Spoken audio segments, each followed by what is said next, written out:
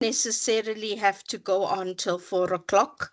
So let's just see how far we get by 12 or 1 o'clock, and then we can call it a day there and continue from there. So let me just start sharing my screen. And again, I'm recording the session. So um, I think everyone's okay with me recording the session because you will need this to refer back to when you are working with your activities and so on. Okay, I just want to, can you confirm that you can see my screen? Yes, we can. Okay, thank you. Okay, I just want to quickly go through that slide on which we had that little activity that you had to do. Okay, so we can do it in class today. So that first activity I gave you is where you had to choose a topic in your specific field and state what are the current contexts with respect to this topic, and how will you fine tune this research to a South African context. Okay, and what guidance will you provide to a postgraduate student undertaking research on this topic? So it's discipline specific. So you look at your field, what research are you currently involved in? What context apply to this topic, and how you got to adapt it to a South African context, and then how do you provide guidance to your student to deal with that. I'm going to give you about 10 minutes to think about that. Then in 10 minutes time, we'll engage in some discussion.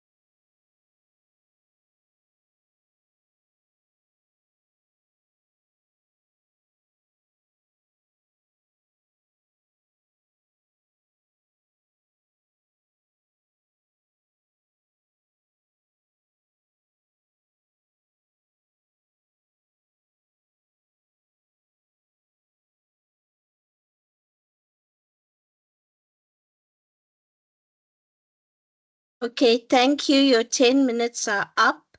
Can we hear some responses, please?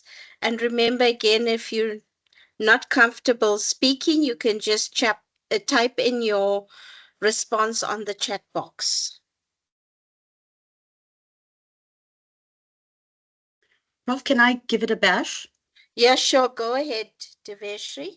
Um, my apologies for the dogs barking in the complex, but anyway, so I've looked at a topic on climate change, which is a very big topical research area globally, you know, and Mm-hmm. I've specifically looking at the just energy transition. I think when we look at climate change, we have to also think of it discipline specific. So we want to look at, justice elements and social elements in it. So therefore, within climate change, the just energy transition is very important.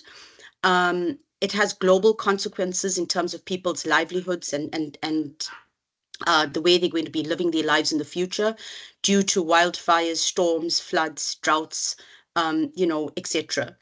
So I think within this, we have to think about things a bit differently, doing things differently. So zero emissions, a move to more clean energy, away from dirty fuel sources such as coal, which currently in South Africa is what we're using to produce our energy. And there are consequences to these moves to more clean emissions, which means if you shut down the mines, yes, the coal mines and the stations. You will have job losses due to the shutting down of these plants. You do not have enough awareness in communities to get their commitments. So there's lots of resistance. And you have to locate inclusivity in terms of women community participation. If we are to look at it within the local context, where are these mines concentrated, located in Mpumalanga, Limpopo provinces? So therefore, it makes the research very, very relevant to these particular areas within South Africa. And you have to ask what shifts in policy or strategies are currently being engaged with in terms of the just energy transition. You also need to think about it within the sustainable development goals areas and also in terms of the social climate, who will be affected, how will they be affected, how do we kind of solve these problems to make it more just a just transition. So what advice would I give to the student? I would ask them to go and undertake a literature review on the just economic transition, look at global studies, look at any studies that have been done locally or any policies, and then I'd ask the student to find gaps in that research, specifically within the social domains to address sociological issues. Thanks, Prof. Thank you very much, Deveshri. I think you unpacked it quite nicely there. And indeed, climate change is a global problem, but we've got our own unique problems in South Africa that we got to deal with. And I'm glad that you mentioned the energy crisis and coal and so on, because these are relevant, applicable South African problems. And these are problems that we need to align our research to. So that's now currently the challenge in research supervision, which we're trying to unpack in this module. You don't want to undertake research just for the sake of taking it. It has to respond to a real life problem that's out there. And I'm not sure about other institutions, but at U currently, the focus is on societal problems. So we've got to look at the problem, how it impacts on society, and align our research to that and guide our students along those channels where they focus specifically on the South African context. So, climate change is just one topic that Deveshni touched on, but there's other problems that may be global, like the water crisis. But South Africa's water crisis is different from America's water crisis. So we got to focus and concentrate on these contexts. and align our research projects to that so that we can give the adequate guidance to our students. And another important point which Deveshri touched on was aligning the research to the UN Sustainable Development Goals. Now, that's very important because their goals are based on global problems, but again, each country has its unique problem, right? So I hope that gives you some insight as to how this contextualization of research and the postgraduate research supervision works. Does anybody else have anything to share with us in terms of their specific discipline?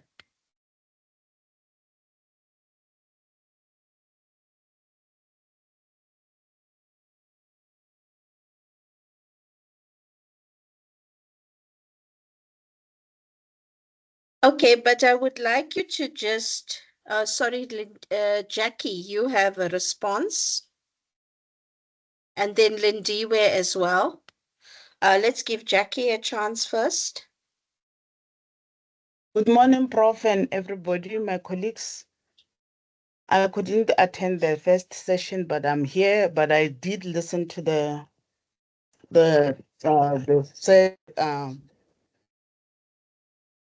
previous was it the looking clips. All I wanted to share was the problem of substance abuse, which is my area of interest as a mental health nurse. I am now pursuing a PhD study whereby I started at master's level, where I was uh, pursuing a study on experiences of family members who are living with substance abusers. Now I am developing a psychoeducation program for them. So I think it's a burning issue globally, the substance abuse. So usually the focus is on the user and not on the parents or the family members. Thus, I am concurring with you that we should look into what is the burning issue. Since post-apartheid, we have this problem of leaking borders, whereby now we are faced with this major challenge of substance abuse. Now I am just writing my chapters now, and very soon I will be graduating. So I was just concurring on saying, hammering on saying, we must look at what is the impact of globally and in our country. Thank you. Mm. Yes, thank you, Jackie. And that's also a very interesting topic that you have there. And indeed, substance abuse, as everybody knows, is not unique to South Africa. Although in South Africa's context, because of the poverty we face, being a third world country, some of the drug lords and so on take advantage of this, and they use that substance abuse as a channel to make money out of people as well, which is really sad. But anyway, Jackie, yes, your topic is interesting because it it's this family members and the parents and whoever that got to deal with the pain of the situation. And I can tell you, it's not a pretty picture in terms of what's happening sometimes. So you chose a very relevant topic. And I wish you well with concluding it and graduating soon. We all look forward to seeing that happen. Okay, so thanks, Jackie, for sharing that. Lindiwe, please go ahead. Good morning, Prof, and good morning, everyone. Mine is a little bit different. I'm a radiographer by profession. So for me, having worked with quite a few students and currently supervising two PhD students, there's one thing that I've noticed. I did the homework, to be honest, but I thought maybe my talk or my reasoning won't be relevant to this platform. So I had that fear. So I wanted to listen to what maybe everyone is doing in their own space. So for me, it's the advancement of research in radiography in general. Um, so we have an issue in radiography when we do our research, we draw a lot from research done in the social side and also from the nursing research because we don't have a lot of maybe literature that exists, especially in South Africa, because we are contextualizing this whole thing. So I think our field is also a critical field as a maybe a sub field within the hospital. All patients or most patients end up in the radiography department for any radiological procedure. So I think we face several challenges that hinder progress. And these, for me, were the advancements that's taking place in radiography, which is a little bit slow in our context, and maybe the focusing on the technological side, the ethical aspects, and also the educational aspects as well. There's AI that's coming up. Our machines are now developed to have that AI intuition, and it's trickling in very slowly. So it's very difficult for us to tap into such research. So maybe to fine tune research for us in this aspect, I thought maybe looking at current issues like going to literature and allowing the student to dig in, or even I myself, if I have a specific area that I want to look at, start with literature, dig in, even if it's the international, because that's we are always encouraged to use the funnel effect, start internationally, Africa, and then your own space. Then in that, whatever research we do, um, try to look at equitable resource allocation. This is one issue that we have in radiography because our students train in government, both in government hospitals and private hospitals. So one would understand, even without being there, that there will be a big difference in what is available for the students that are training in both sectors. Then maybe cultural sensitivity, obviously we can't see away from that, and the relevant education and training to ensure that the students we train can go and work overseas any time they want. Maybe the type of guidance that I would provide for postgraduate students is to have clear research objectives, obviously from engaging with literature. This can be worked out nicely, set clear goals, and also look at uh, uh, um, the literature review is important. I think I've spoken to that. And the methodology, this is what's important because I see we have an issue even in the department when we start um, with our research supervision or the journey. It's always difficult, or we always have that fear of trying new methodologies. We always want to stick with what's being done in nursing, as I've said, or in the social studies or whatever. We we don't want to try, we have that fear of trying something new, maybe to try and be that one person that taps on those um, robust methodologies. Most of our research is qualitative, very few is quantitative. Talking from the aspect of where I'm exposed in the medical and imaging department at UJ. So yes, undertaking research in South Africa, in the South African context, I think it requires a lot of thoughtful and informed approach, which I think we're still a little bit further from that. Thank you. Okay, thank you for sharing that, Lindy. We're very interesting indeed. And also, I think you touched on one of the important topics that we're going to deal with, and that's that topic of 4IR and artificial intelligence.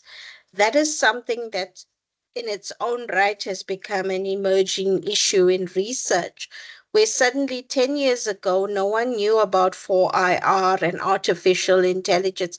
Now, suddenly, there's a demand for us to align our research to that because there's a demand for it. So I think that's where the challenges in your field are now emerging as well, because radiography relies on the use of instruments. So you probably want to use 4IR to make it more user friendly, but that is a challenge for those of us who are not used to it. So you did quite rightfully say we're afraid of change.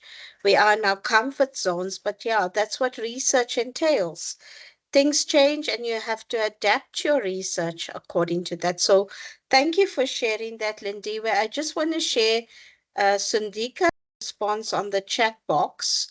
So the topic that she's focusing on is called forensic odontology, which deals with dental records. And I think if I understand it correctly, dental records are often used to identify dead bodies or so on, or gather information from the skeleton of a person and so on. So in the current context, and this is, I must say, highly applicable to the South African context based on the challenges we face with crime, that there's a high crime rate, a high volume of unclaimed bodies, unregistered births, an increase of immigrants and refugees, increase of natural disasters, and so on, that impact on this field. And she says the South African context in the South African context, you got to determine the applicability of international age and sex determination methodologies and develop population specific norms for multiple population groups in SA. Now, this really brings up another challenge. It's the cultural diversity, right? We got to cater for various cultures in South Africa. So I'm glad you mentioned that, Sandika. And then the guidance that she would give to her students in time management, planning, scheduling, goals, expectation, access to resources, training, constructive feedback, reliability, validity of the studies as it deals with population specific norms. Okay, thank you. That's very interesting, Sandika. And yes, I think we all are, regardless of whatever field we're in, we are all more or less on the same page as to how we're going to go about guiding our students. Obviously, the starting point with any research project is identify the problem that you want to investigate, right? What is the problem at hand? How we're going to encourage our students to start off with the literature review. So we give them a guideline for a topic and say, go and read up on this topic, see what other people have done internationally, what they've done locally, and identify the knowledge gaps. And then we formulate our project from there. Okay, so I think we're all on the same page with that. So thank you, everyone who contributed for that discussion.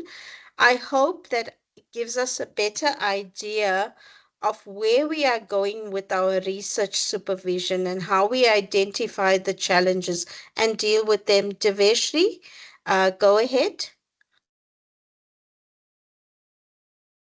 Prof, if I may, the research topic on substance abuse, Yes. I just think that it's so important to look at the relationship between mental illness and the substance abuse, and as the colleague was saying, do families actually understand this relationship between mental illness and substance abuse, and how to deal with it? As she was speaking about that, I just thought that that was a very interesting kind of perspective to also look at. Thanks, Prof. Yes, thank you, Deveshri. I think, Jackie, you've got some guidelines for future research there. Thanks for that, Deveshri. Jackie, go ahead.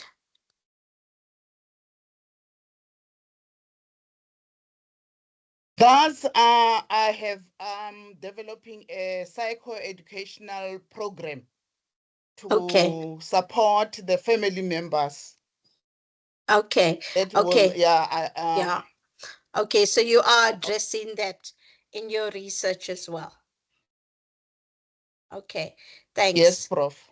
Yeah, thank you for that. And yes, and what we as supervisors also need to know that a research topic doesn't necessarily end with the PhD. At the end of the PhD, you've not necessarily solved all the problems. There's always scope for future work and recommendations going forward. And that's something else to bear in mind when training our students. Okay, just want to go back to my slides.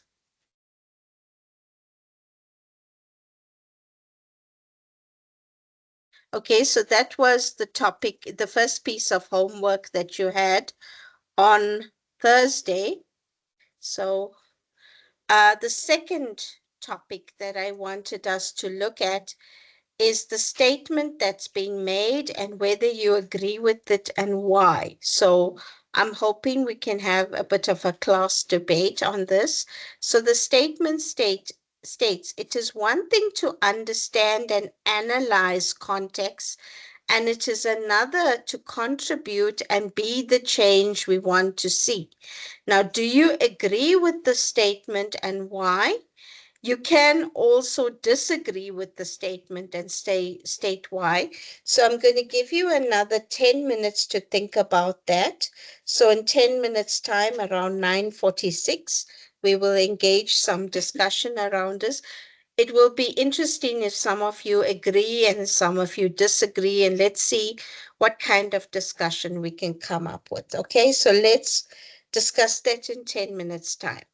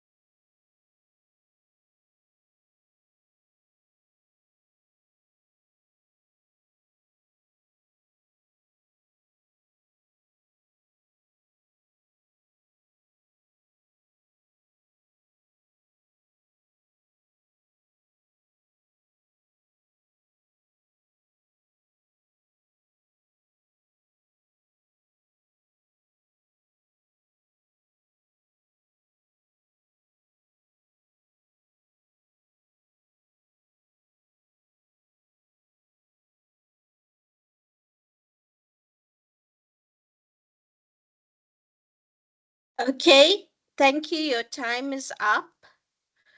Let's just have some discussion now on this topic. Um,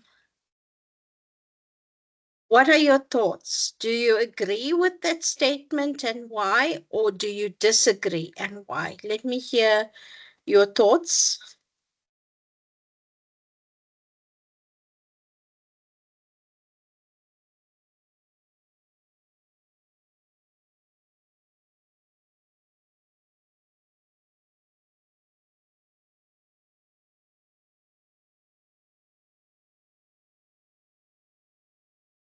Okay, I see Chandra is typing her response. Anybody else wants to share with us, Deveshri? Yes, Prof. Thank you.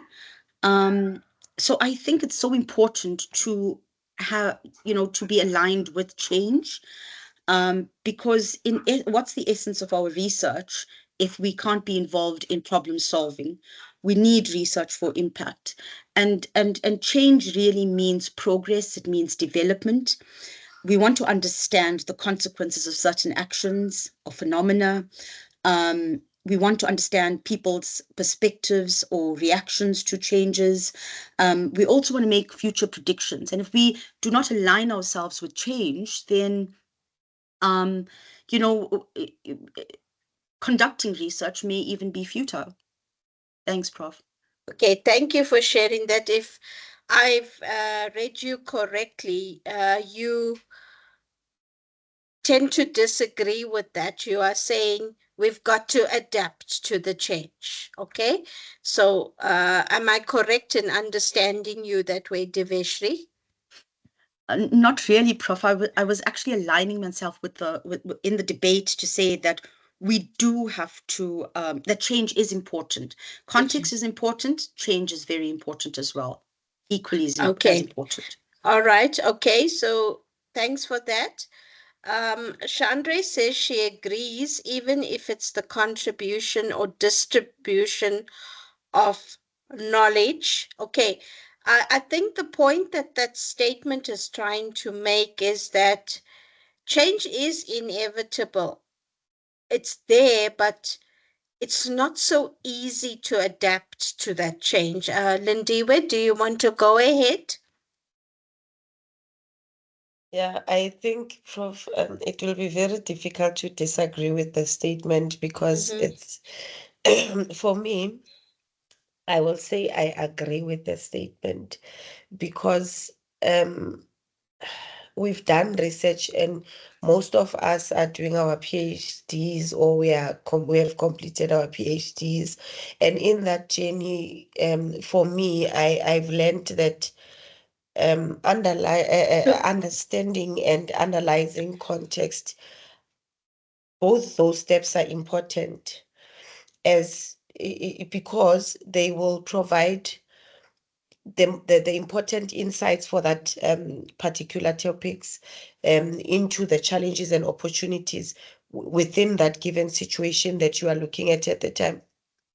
Yeah. However, if you want to make a difference that is visible, a difference that will make an impact, you will require action, especially in PhD. Yeah. So, Yeah.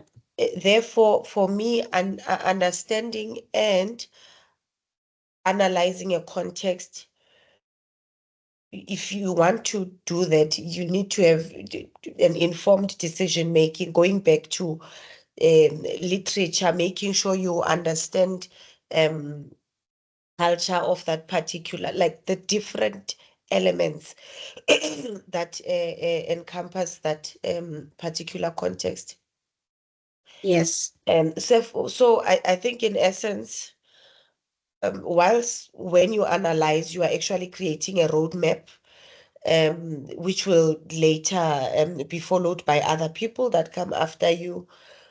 The action that you do will drive the journey towards a meaningful change. So that's why I'm saying I agree. I'm very interested into hearing those that disagree so that maybe I can learn something. Thank you. Okay. All right. Thanks, Lindy. Where yes, I think at the moment everyone is tending to agree with the statement because yes, understanding the context is important because you cannot channel your research until you know the context. But adapting to the change is not so easy. And I think that's what everyone's getting at. I mean, if you take something like 4IR, it was never there before in research. There was never a demand of on any of us to align our research to 4IR. And now suddenly it came up, and now supervisors are thinking, but I'm not even a computer boffin, or I'm not so well versed with technology. How do I supervise the students? So it's that kind of thing that's coming up here. Mfundo, go ahead. Thank you, Prof. You actually mentioned one of the things that came in my mind when I was pondering about the question that you posed. I was going to say that I am within media and communication, which is the Faculty of Humanities. So if you look at the research studies and articles, journal articles that were published in the past few decades, you would see that the key focus area of those journal articles and the research conducted by scholars were basically focusing on traditional medium. But we are seeing now a transition from traditional media to digital medium. And we hear there is that interdisciplinary where now the ICT focus on the ICT, artificial intelligence, digital media in their space. So even us, humanities, PR, media, journalism people, we are forced to also make sure that we are able to adapt to the new change so that we integrate these new technological platforms such as social media and digital media and artificial intelligence. Like, for example, my study is based on the appropriation of artificial intelligence into news production processes in selected community radio stations in South Africa. So I'm trying to say that as much as we did not have an understanding of digital media, social media, fourth industrial revolution, artificial intelligence, all those things. But now we need to be able to adapt because if you look at companies, and if you look at scholars, they are depicting more interest in conducting study that revolves around artificial intelligence. Thank you so much, Prof. Yeah, thank you, Mfundo. I think you've given us a good example of how changes have occurred in the demands for research for us to be able to adapt our style according to that. And really, if you look at the students that are coming in, they are interested in those topics. And so we've got to try and adapt our research to accommodate that. I do have comments from Jackie and Taboho on the chat box. So Jackie is saying there is ever evolving change in research and challenging, facing the day to challenging in life. So it will help in taking decisions. Taboho is saying that she also agrees that change is important, even though at times it's not always easy to adapt. But so I think, in a sense, we are all agreeing with that statement. It's one of the challenges we face in research supervision is yes, we've got to understand and know the context so we can plan our research and identify the research problem. But there's changes taking place and we need to adapt to that. And adapting is not so easy, especially if you are in a comfort zone where you're used to doing things in a certain way and then suddenly there comes this idea. And I think technology is a good example, because even if we relate it to our teaching practices in the classroom, right? Um, Maybe 10 or 20 years ago, you could just go to the classroom and do what is called a chalk and talk. Don't even bother with slides or anything. And that somehow worked. But nowadays, there's a demand for us to use technology in the classroom because our students get bored. They don't want to listen to you blabber on and talk and chalk all the time. They want to see pictures, they want to see slides, they want to see videos. You want to captivate their attention so that they stay in the classroom and they learn something. Now, it applies to postgraduate supervision as well. Students are coming in as youngsters. They want to learn techniques where they can go out into the real world and secure themselves jobs. So they're not going to be interested in a topic that was of relevance 10 or 20 years ago. So it's these little things that we got to remember when taking on research supervision. And of course, it's not easy to adapt to the change, but we got to do it. And I also think that the COVID-19 pandemic gave us a good perspective on adapting to change as well, because we were not we were not people who regularly sanitized our hands and avoided social contacts and so on. But along came the COVID-19 pandemic, and we had to adapt accordingly. We had to stay indoors during lockdown. We had to figure out ways in which to engage with our classes, our postgraduate students, so that the work does not get forgotten. So it's changes that occur on a day-to-day basis that present us with these challenges. So thanks everyone who's sharing. Okay, Sundika is typing. We will read her response as soon as it's ready. I just want to go back now to my presentation. I can Sorry. just probably just say it out faster than I was type. I Okay. was just thinking that decolonization is also quite relevant with regards to the statement, because we need to adapt and become more inclusive and make our research as well as our teaching more orientated towards our South African context to make it more inclusive. Um, and to make it to address basically unfairness. Yeah, no, you're right about that, Sundika. And again, I would use the COVID-19 pandemic as an example. Many of our students were sent home. They were sent back home because you couldn't keep them on campus, right? And then some of them live in the rural communities where the the network is not so stable, and yet we were continuing with online classes. So that's an example of how we needed to make it inclusive. We needed to cater for the special needs of students that did not have access to internet. And that's a common problem in South Africa. We may not have that same problem in the US, for example. So these are the kinds of changes that we need to prepare ourselves for and adapt our research and style accordingly, or supervision style rather. Okay, so I'm going to move back to my presentation.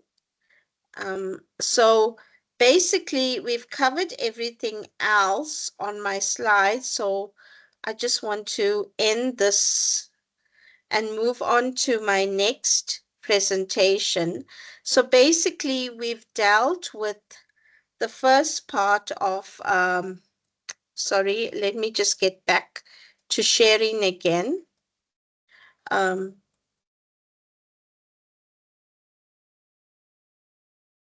I'm sorry, Prof. Before you proceed, yeah, can I ask yeah, a question? sure, no problem, I Jackie, would, go ahead. yeah, I would like you to explain if you were against if you were not agreeing to this? What would we have said?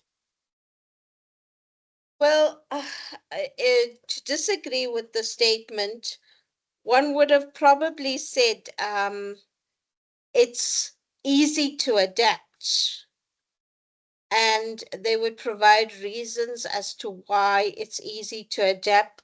Maybe they would argue it from the angle that the supervisor needs to be trained on 4IR and all the new technologies that are out there and available. It's the responsibility of the institution to cater for those needs, or maybe encourage supervisors to take on additional courses so that they have the tools to guide students. So maybe that's just an example of someone who would have disagreed and who would have said, we've got resources available that we can tap into to make that change or transition a bit easier. For example, we've got the School of Artificial Intelligence at UJ. They can perhaps educate us on artificial intelligence and how to use this.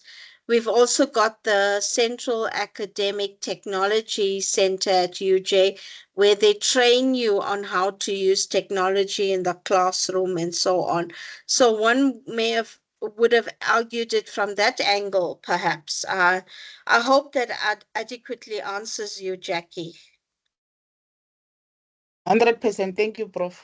Yeah, and another thing one could have said if you disagreed, is we do have international institutions that have transitioned, and so it's all about setting up a collaboration with them and learning with them as well.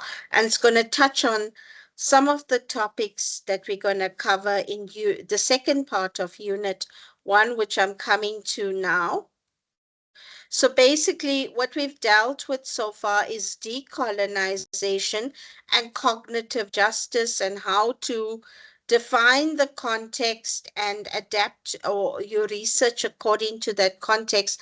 Now we come to the second part of Unit 1, which deals with, again, something we touched on already, but we're going to go into more details, is this idea of globalization, the fourth industrial revolution, the environment, and other issues that can impact on postgraduate research supervision. And yes, we have international partners who are perhaps more well versed with 4IR and the technology. So the challenge comes in now in setting up those collaborations and getting South Africa on par with what is actually going on. So before we continue with this, I want you to take a few minutes to think about what is globalization and what is neoliberalism. I'd like to hear your thoughts on that, so I'm going to give you about 5 minutes to think about that. And we'll continue at 9 minutes past 10.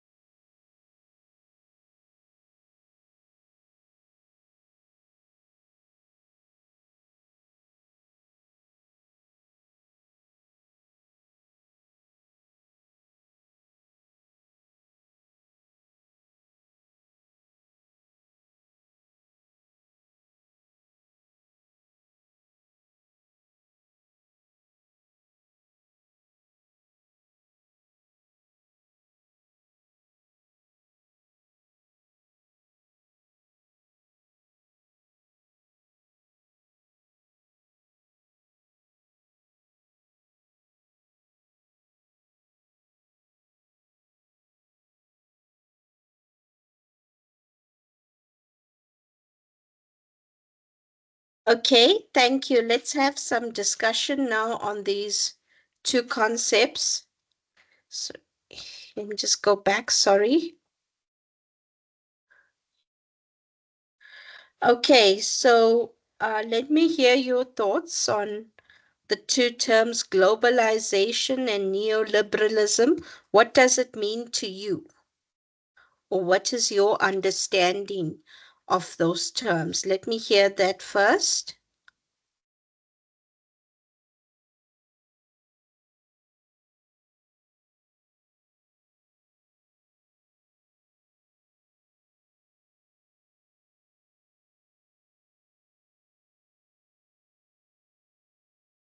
Okay, are you with me, guys? We're still here, Prof. Okay, all right. Any thoughts, any suggestions as to what those terms actually mean? Prof, can I Yeah, go? sure. Go ahead, Deveshri. Yeah, I think fast. But Okay. globalization, I think for me, really refers to an interconnectedness, Mm-hmm. interdependence relationship. And what is interconnected or interdependent is economies, culture, technology. So people, social institutions. Mm-hmm. Neoliberalism, on the other hand, is really about an economic philosophy that talks to free market. Mm-hmm. When we say free market, everybody has an equal opportunity to engage in trade and economic activities. Is it really so? We have to question that. But when we talk about free market, we're really talking about economic policies, deregulation for trade, and globalization, because globalization and neoliberalism are almost two sides of the same coin. You cannot talk to one without the other, because neoliberalism is the economic foundation that actually spurs on globalization. Okay, Thanks, thank Prof. you. Thank you for sharing that, Deveshri. I think you've got it more or less spot on.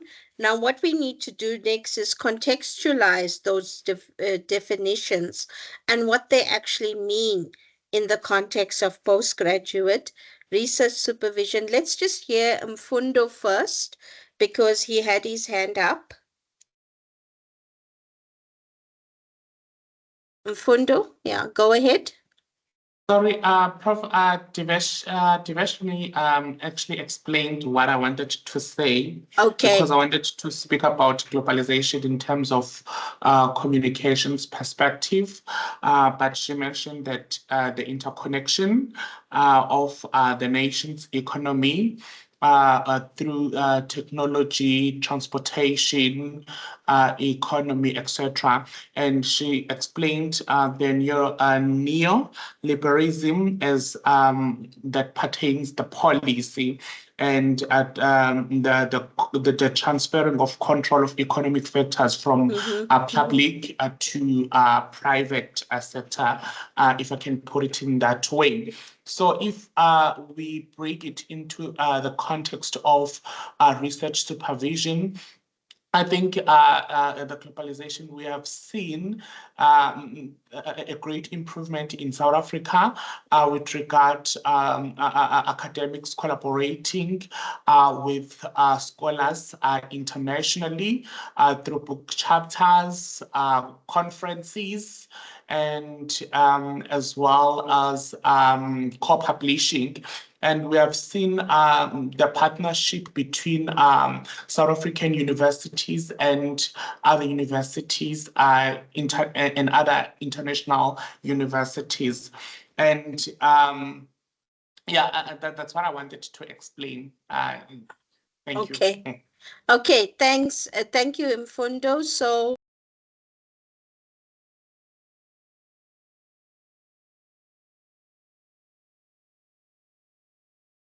You're on mute, Prof. I do beg your pardon for that.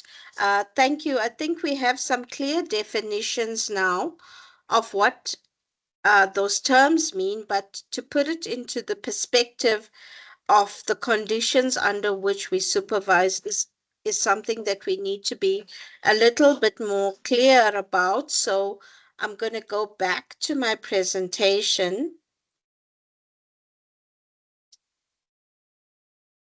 Okay, so I think we all have agreed that globalization refers to internationalization, in another word. It's basically the buzzword in research.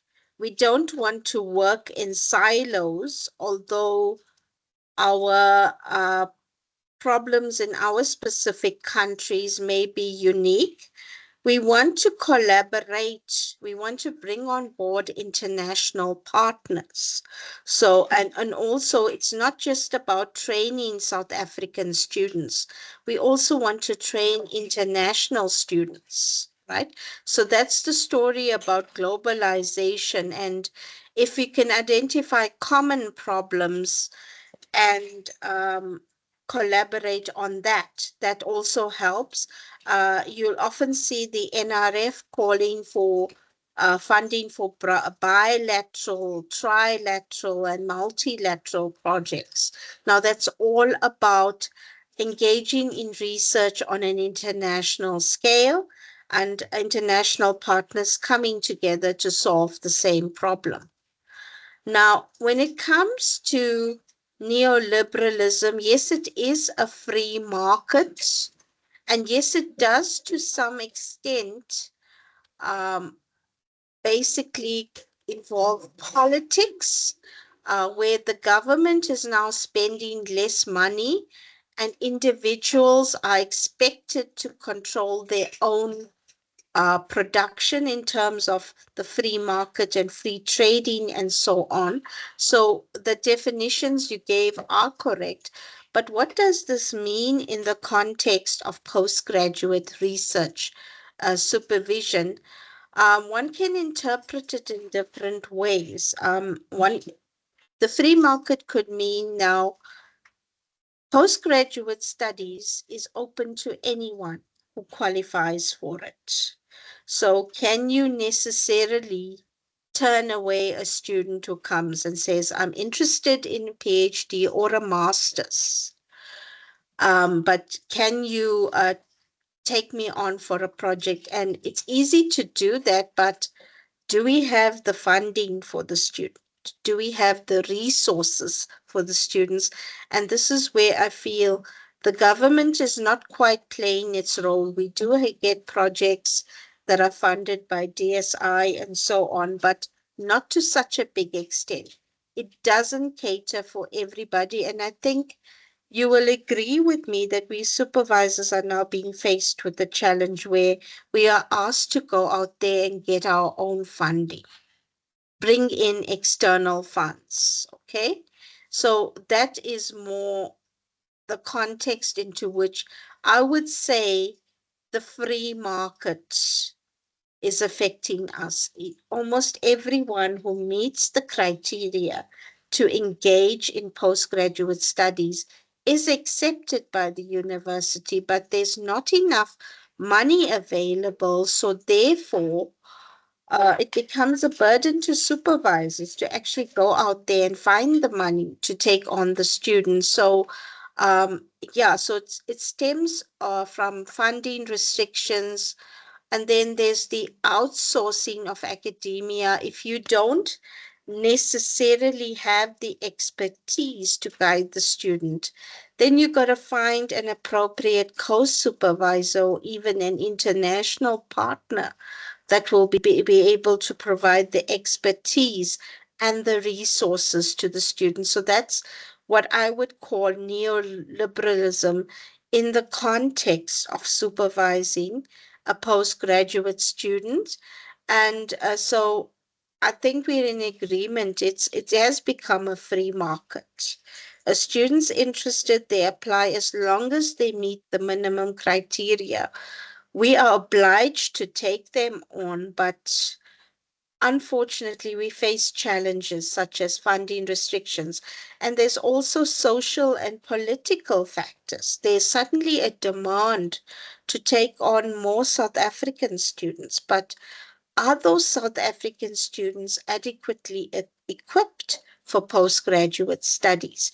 Do they have the skills that we assume they should have to engage in postgraduate studies? So it's all these factors now coming into play and presenting us with supervisors or presenting us as supervisors with these new challenges, these new problems, and then 4IR on its own is another problem. So we need to deal with that. So Deveshri, I see you've raised your hand. Go ahead. Thanks, Prof. Prof, you know, when we talk about especially the funding model and constraints that we have in higher education now, in Mm-hmm. terms of research supervision, I'm faced with an ethical dilemma. Mm-hmm. You know, in supervision, we often ask students to come up with their own research topics so that they are more aligned and committed to the work that they want to do. Yeah. But sometimes, in terms of funding, you know, we can get funding for students within certain project domains or areas, which means now, do we align students to do things that are not within their interests due to the funding? How do we negotiate this? You know, students being passionate about doing something they want to do, and then having students work in domains where there is funding available so that the student can actually progress. Um, what's your thoughts on that, Prof? Well, my personal take is it's a difficult one, but for me, the student has to be interested in the project in the first place for you to be able to guide him through that process. Because if the student is forced to take on something just because there's funding available, then I think that can be a painful journey for both the supervisor and the student, because the student is doing something that he's not interested in and he doesn't enjoy. And sometimes it can lead the student to become frustrated, not make the right kind of progress. So to me, I would rather go the route of saying to the student, look, your topic is interesting, but I do not have funding available for that. So be honest about it and rather not take on the student, rather refer him to someone else that has the resources, the funding to guide, because nothing can be more painful than forcing the student to do a project that he or she is not interested in, and just for the sake of funding being available. Okay, I hope that answers you, Deveshri. That is just my take on that problem, because I wouldn't want to see you in a situation where the students going on for 6 years and 7 years, and you're painfully trying to get the student through the process, and he or she is just not finishing on time because the interest is just not there. And I think that would be my take on it. Okay, does that adequately help you, Deveshri? Absolutely, Prof. Okay, Definitely. Thank you. okay, okay. And then just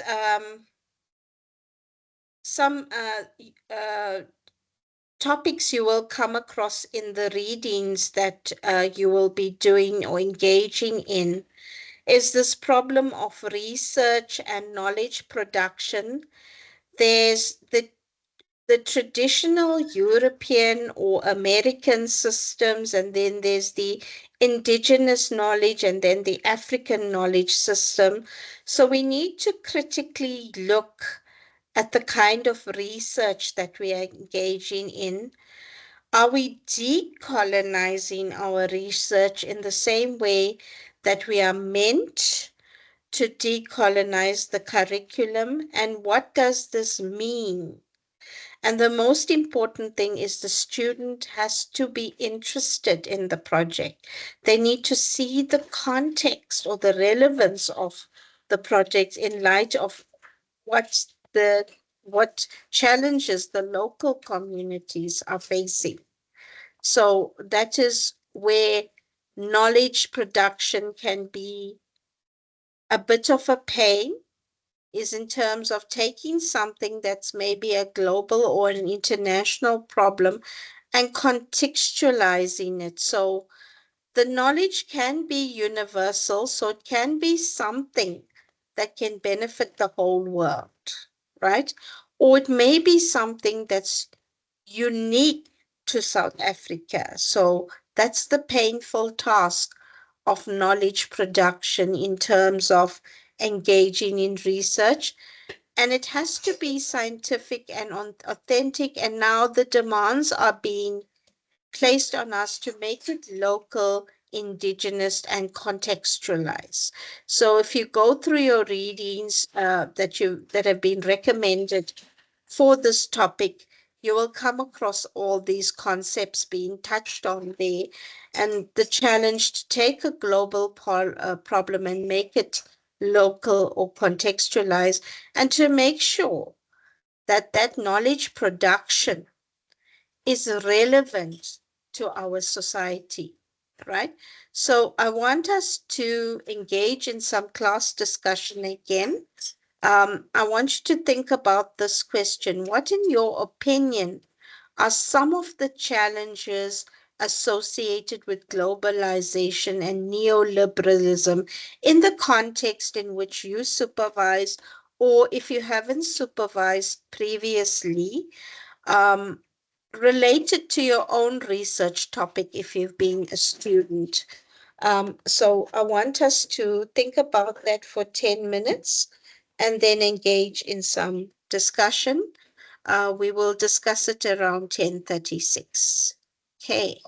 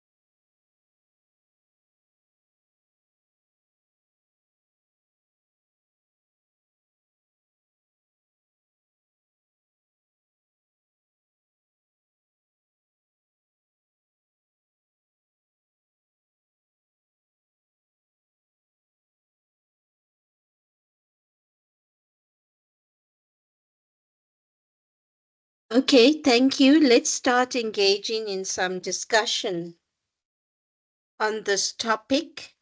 Okay, so I'm just going to stop sharing.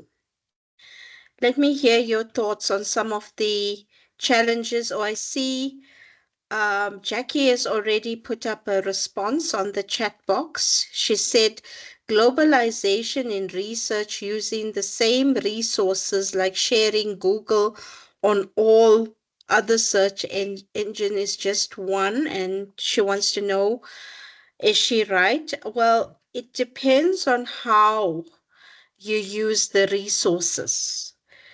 If you're using it with the intention of mimicking or duplicating someone else's work, then it's been incorrectly used.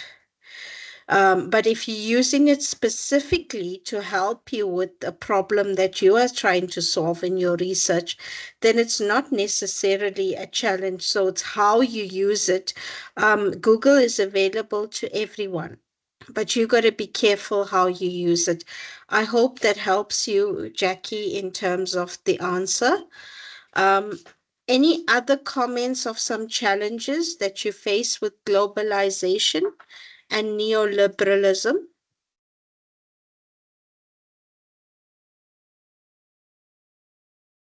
Okay, go ahead, Lindiwe. Okay, for me, Prof, this is in relation to my PhD topic. Mm-hmm. So my PhD topic was on disclosure by patients, disclosure to physicians, if I may put it, Mm-hmm. by patients who use both traditional medicine and modern medicine, which in my writing I refer to it as allopathic medicine, which is just another name for Yeah, modern medicine. yeah.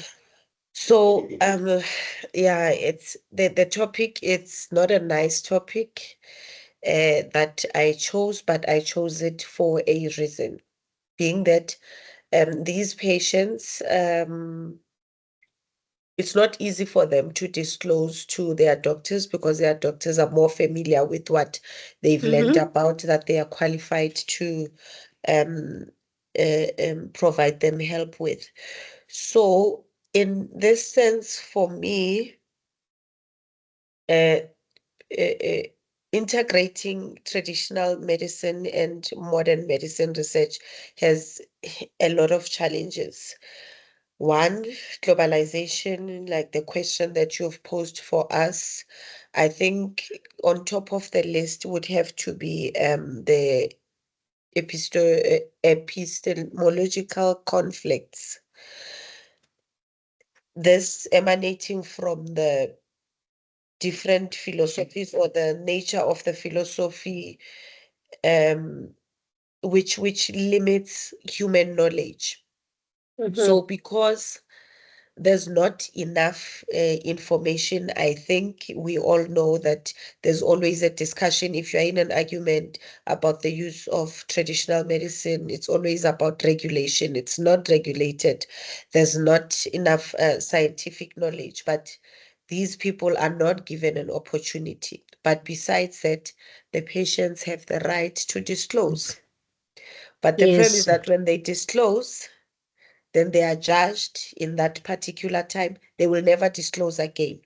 Therefore, we end up with these two types of medication, um, resulting in interactions that cannot be pinpointed, that this is what's happening to this particular patient. Okay. All There's also right. resource lack of resources.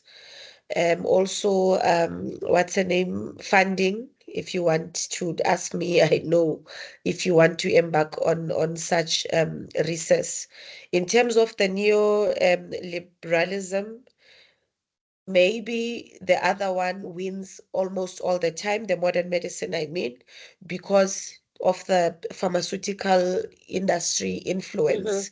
They've Yeah. got enough support. So if anyone says they can go to literature, they can go to it and say, this is what we have. So though that's my input in terms of um the topic and the relation to my experience with my own study. Okay, thank you, Lindy. And I think, yeah, you've nicely unpacked the challenges there. And one key word that you've really touched on, which all of us, I'm sure, are facing the challenges, that issue of funding. It's nice to have an international partner, but do you have the funding and resources to go engage in a study visit so that you can spend time in the international partner's lab and learn new techniques and new skills, or spend time at the university there?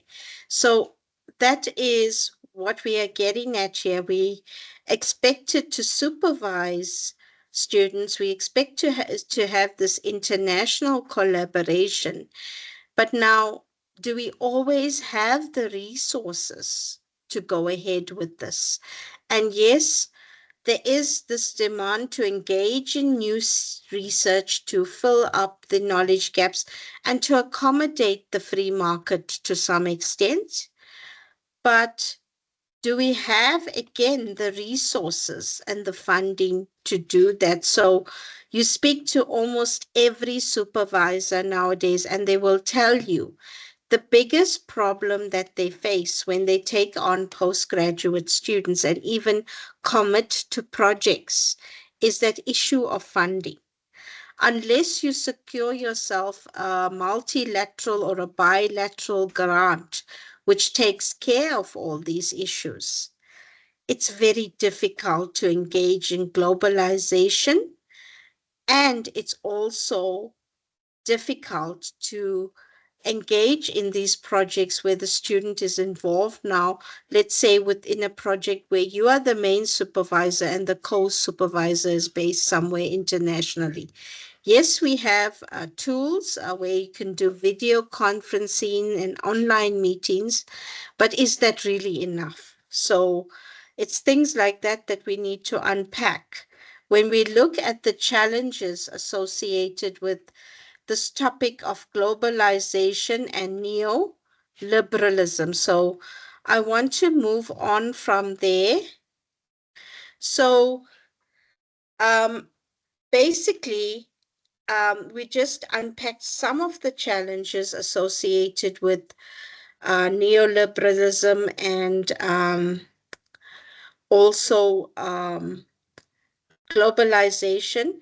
But I just want to quickly, before I talk you through the activities and the assignments that you need to do for Unit 1, because we've now basically come to more or less the end of Unit 1, is the Viva itself is also a new emerging challenge.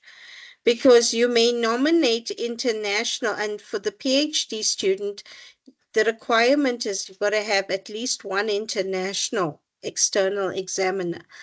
You may nominate an examiner thinking that that particular examiner's got expertise in the field and will guide you or assess your students' work adequately. But you find that you come to the Viva and that examiner is actually asking some very silly questions, or questions that are unfair to the students. So these are now new emerging challenges cropping up from the Viva and the oral defense as well. Now, before I go on to talk about the opinion paper uh, and what it is all about, that's related to your assignment for this topic, let me just go back to I want to open up your study material so we can talk about all the um, activities that you need to complete for this unit. And then we'll quickly talk about the assignment.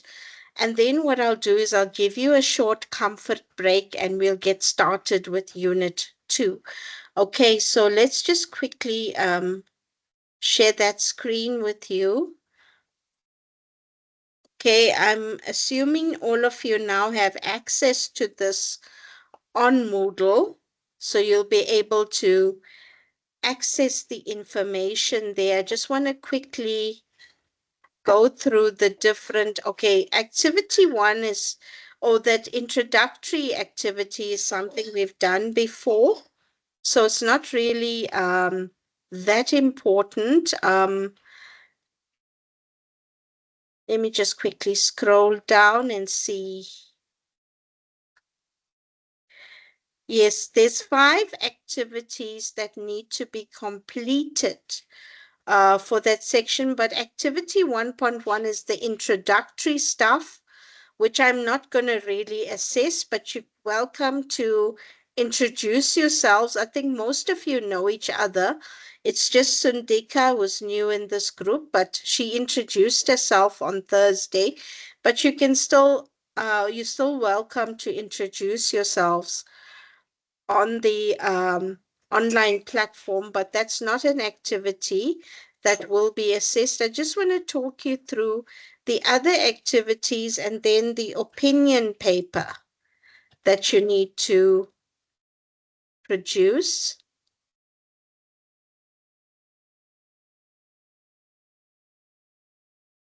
Right, so in activity 1.1, it's all about identifying some of the current issues, which we have in a way unpacked in our discussions.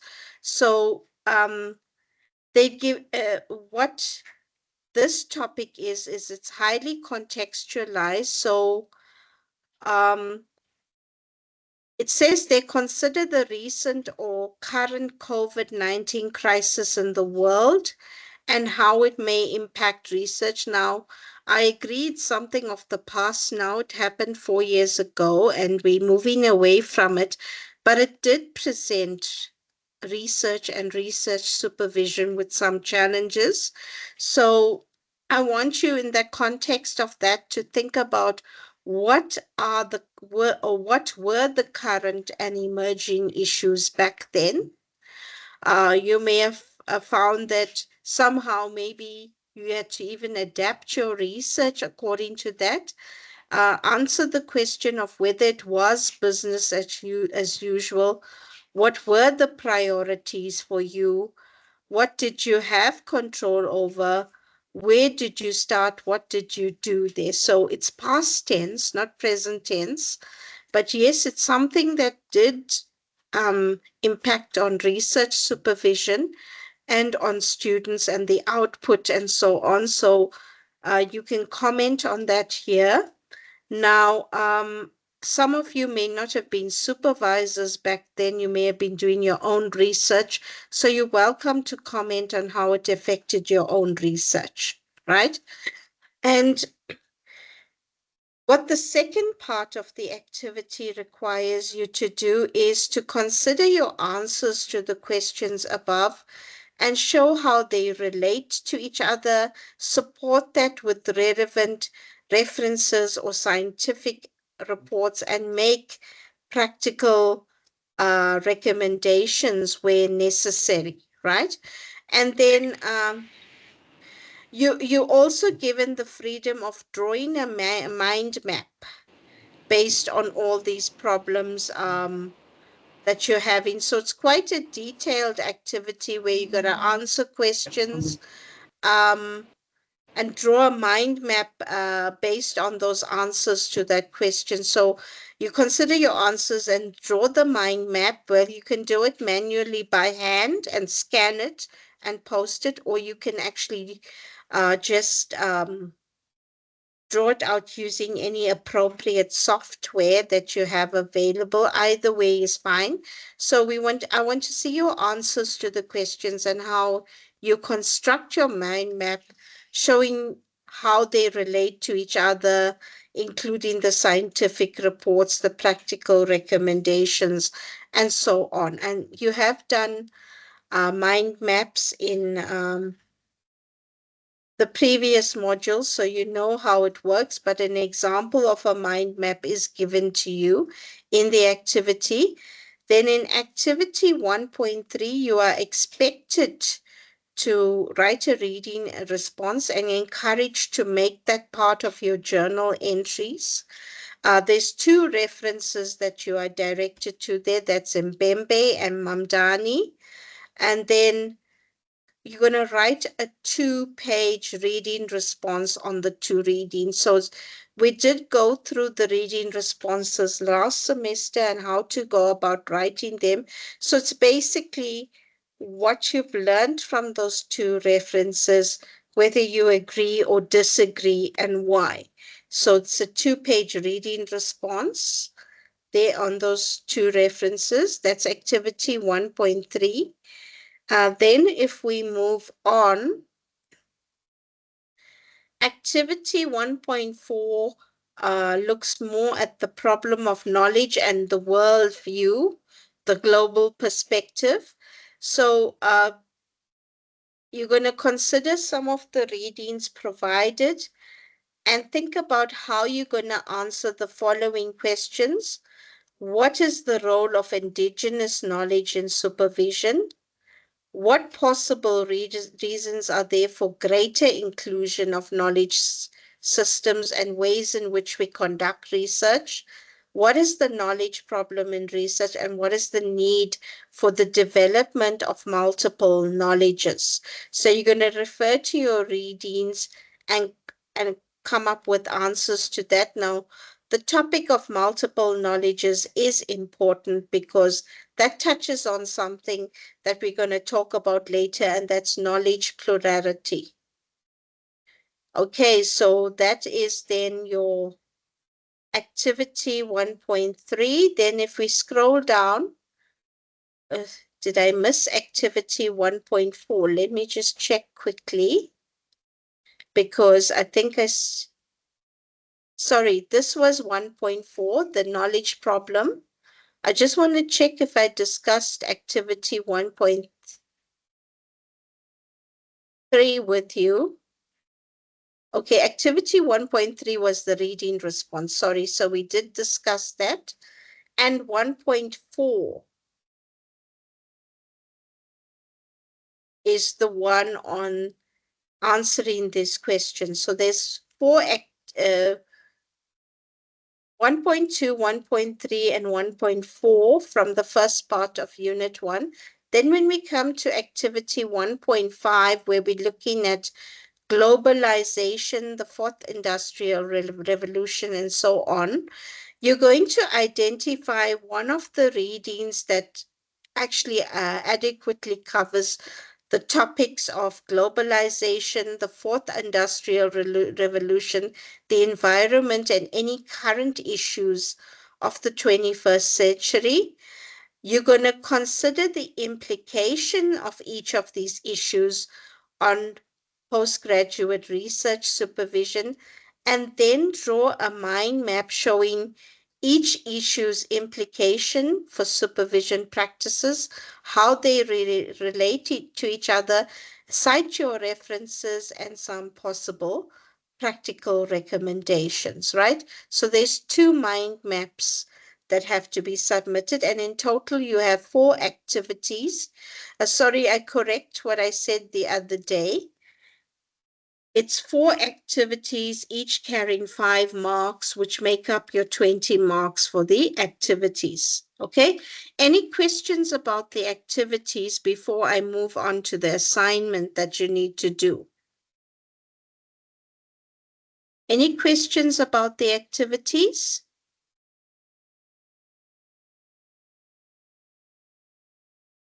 On my side, no. Okay, all right. So let's talk about, sorry? Just to confirm, so the 4 activities, it's 1.2 to 1.5. That's correct. You don't have to Okay. you can do activity 1.1 just for the That it's not sake 4 marks. Yeah. of, yeah, Okay. it's not for assessment purposes. Okay. Then we come to assignment 1, and this is where you need to write your opinion paper. So you're going to write an opinion paper for your academic peers and postgraduate students on what is involved in making research and supervision in your field more responsive, authentic, and inclusive, given the imperatives of decolonization and cognitive justice. So you specifically are going to focus on the first part of Unit 1 here, where we discuss decolonization and cognitive justice. So you're going to look at that and you're going to write an opinion paper based on that. And I'm quickly going to talk you through the requirements and how we're going to assess it, but I'm going to also engage in further discussion on what is an opinion paper. So basically, the length of the paper must be about 2 to 4 pages. In other words, 500 to 1,000 words. You are expected to cite 3 to 4 readings as the minimum, but you can include more than that, and it's going to be marked out of 20. Now, just to give you an idea of the rubric that's going to be used to assess this. So we again, like last semester, look at different criteria when assessing this. Firstly, I'm going to look at your engagement with the prescribed literature and other literature resources that you may have identified. And that's going to count 50% of your mark, which is 10 marks. And just some guidelines how to score, how the marks are going to be scored here. So you will get a mark of 9 out of 10 if your paper meets all the level 3 criteria. In other words, you are taking concepts and problems that are discussed in the literature and you're engaging with the literature in terms of critical discussion in terms of, do you agree with these concepts discussed in the paper and why? Do you not agree with the concepts and why? So if you really want to score a good mark, you will really engage well with the literature and give some kind of a critical review. If you draw on some concepts in the literature and other extra readings and don't really critically engage with the literature or construct a critical argument, but rather show a good understanding of the concepts, then you will score a mark of either 6, 7, or 8, right? If you then engage with the literature, but then just select random references and this talk about random concepts or arguments, you will score a mark of 4 out of 5 or 4 or 5, right? Because you've not actively engaged with the literature. There's no critical discussion. And lastly, level 1, which I've never seen so far, is where you have inappropriately drawn on the literature. In other words, there's a lot of conceptual misunderstanding. You haven't developed your ideas nicely. So I've never seen that, and I'm hoping no one would do that. So it's a mark out of 10 for your engagement with the literature. Then the second criteria I'm going to use is your critical focus writing and your argumentation, how you argue your different points, how you substantiate that using your various facts that you've picked up on in the literature. So again, there's different levels of assessing that. So you will score a 9 or a 10 if you give a clear and a justified argument that's written in your own voice, so no plagiarism there. And you give an argument, but you are able to draw on concepts and facts and justify it. You are able to show management of complexities and different positions in your argument. And of course, the language presentation needs to be of a high level. You will score a 6, 7, or 8 if you show some kind of justification of the points. You write in your own voice. There is a coherent structure, but it's not as nicely or critically or clearly justified as for you, as the case where you score a 9 or a 10. You will score a 4 or a 5 if there's reasonable discussion and flow of ideas. but you don't use enough examples and you don't show application to your own discipline. So another key criteria that's going to come in with this debate, with this part of the assessment, is how you engage with your own context, right? And then, of course, 1, 2, or 3 is something I've never seen again, but it's about writing isolated ideas. There's no coherent structure and it's totally disjointed, okay? So that's what you are expected to do in your opinion paper, and that's the different levels on which I would assess it. Now, I just want to go back to my slides.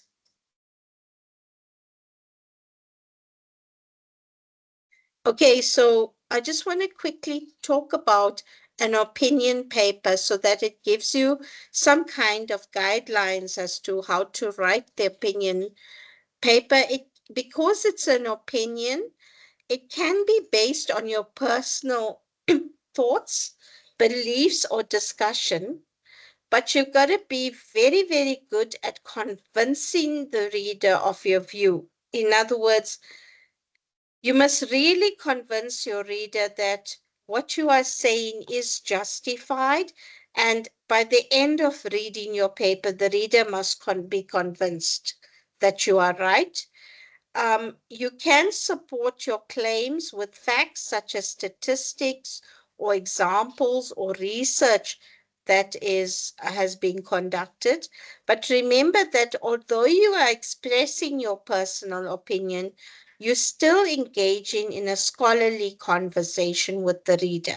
So you won't write it as though you are conversing with a friend, but rather someone who's a professional in your field. Remember, it's directed towards your academic peers and students and how this would relate to them. Okay, so that's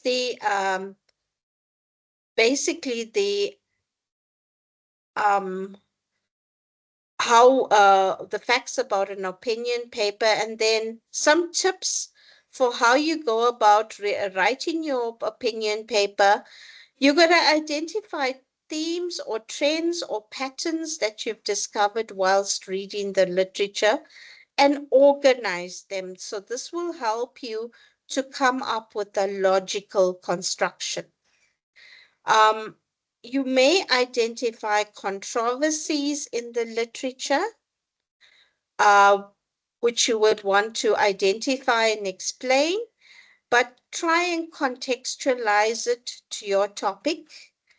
And for the critical discussion part, identify the strengths and the weaknesses in the studies.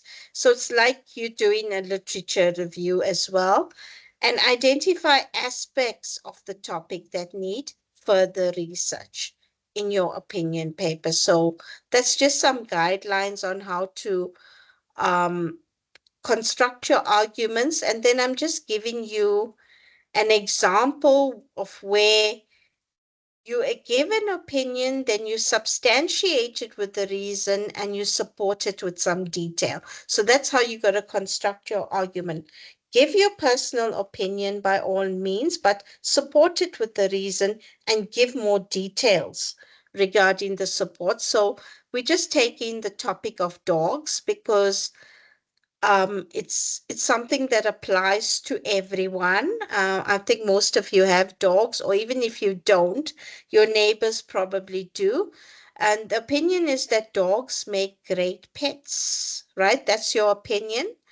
And your reason for this is because they are very friendly and social animals. So that elaborates more on why you think they are great pets. And then you support it with more detail by saying they are always there to welcome you when you come home after a long day. So that's how you construct your argument with your own opinion. You express your opinion, give a reason, and support it with more details, right? So,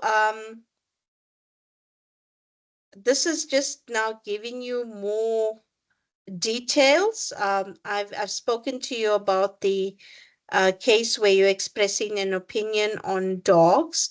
So basically, it's reasons versus supporting details. And what I'm going to look for when assessing this opinion paper is how you've supported your opinions with reasons and details. Okay, so that's just to conclude there. So, any questions about the opinion paper?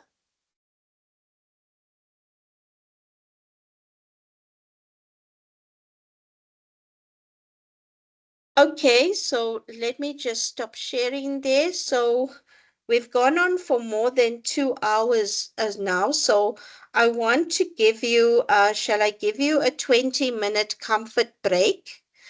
Then we'll come back at 11:29 and we'll make a start with Unit 2. Let's see how far we get there by 1 o'clock and then we can conclude for the day.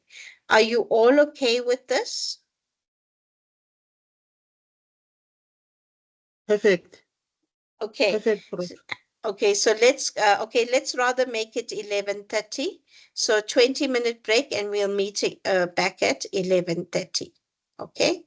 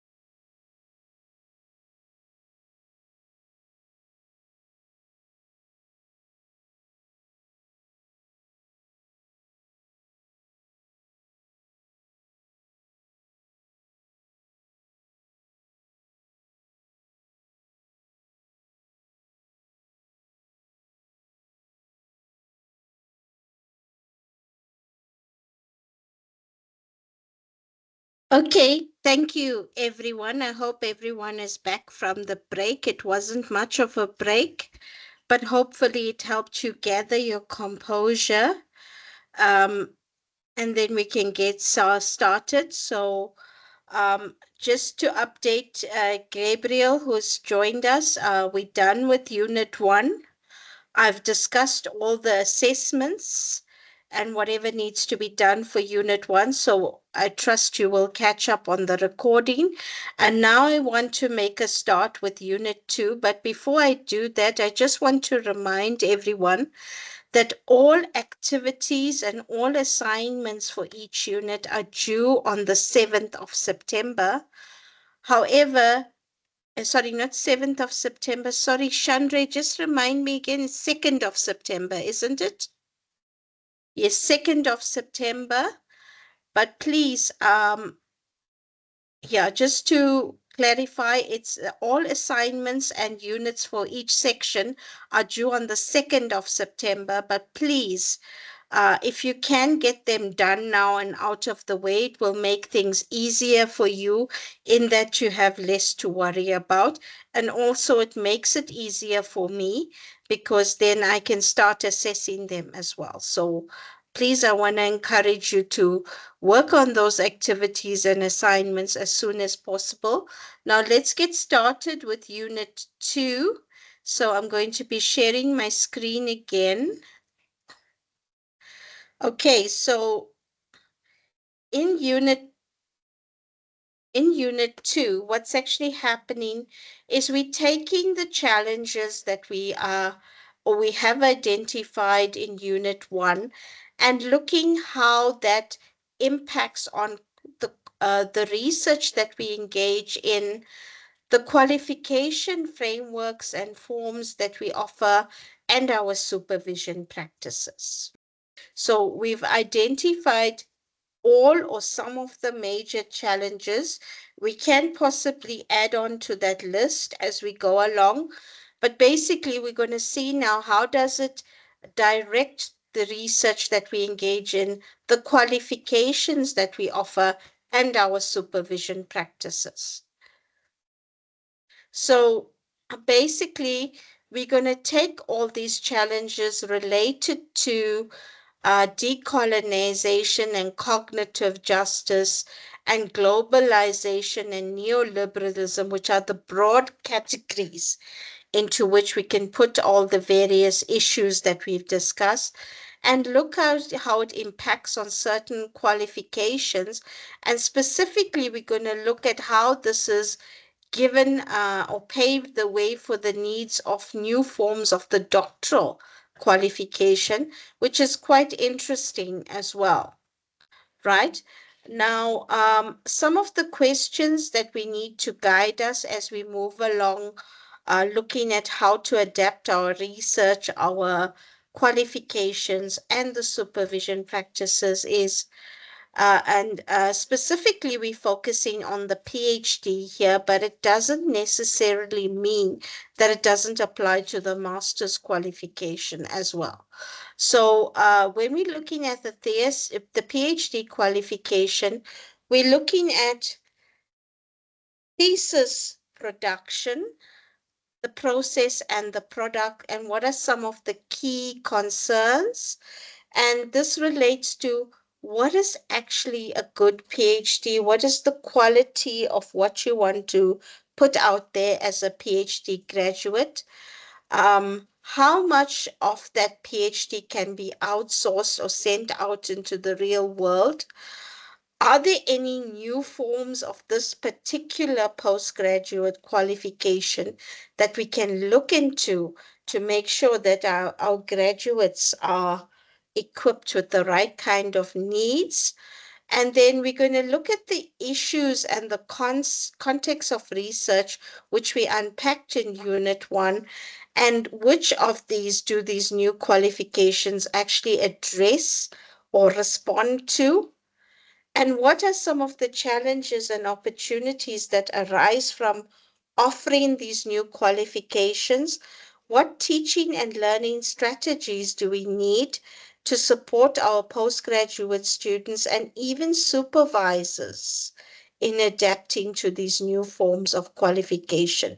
Now, we're specifically focusing on the PhD because that qualification is important in that the candidate who goes out there has to make an original contribution, but also needs to know um, basically what his research was about and how it affects real life problems. And that's why at UJ we've embarked on introducing the Viva or the PhD oral defense, because it's really something that enables the students to engage with the examiner and give the examiner a good sense of whether they are worthy of that PhD qualification. So if you like, it's a quality control process that we've put into place.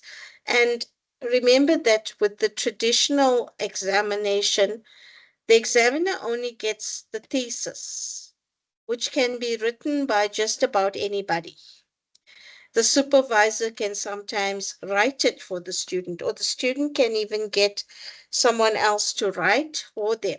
So that we've moved away from that being the only means of examination of the student by introducing the oral defense, because from that oral defense, the examiners are able to gather whether the candidate is worthy of the qualification or whether he or she really did the work. So I'm just giving you an idea of a change that we've done in terms of the quality control for the PhD. But what we're also going to unpack in this unit is whether there's a need for offering new PhD qualifications to address some of the issues that we've identified. Okay?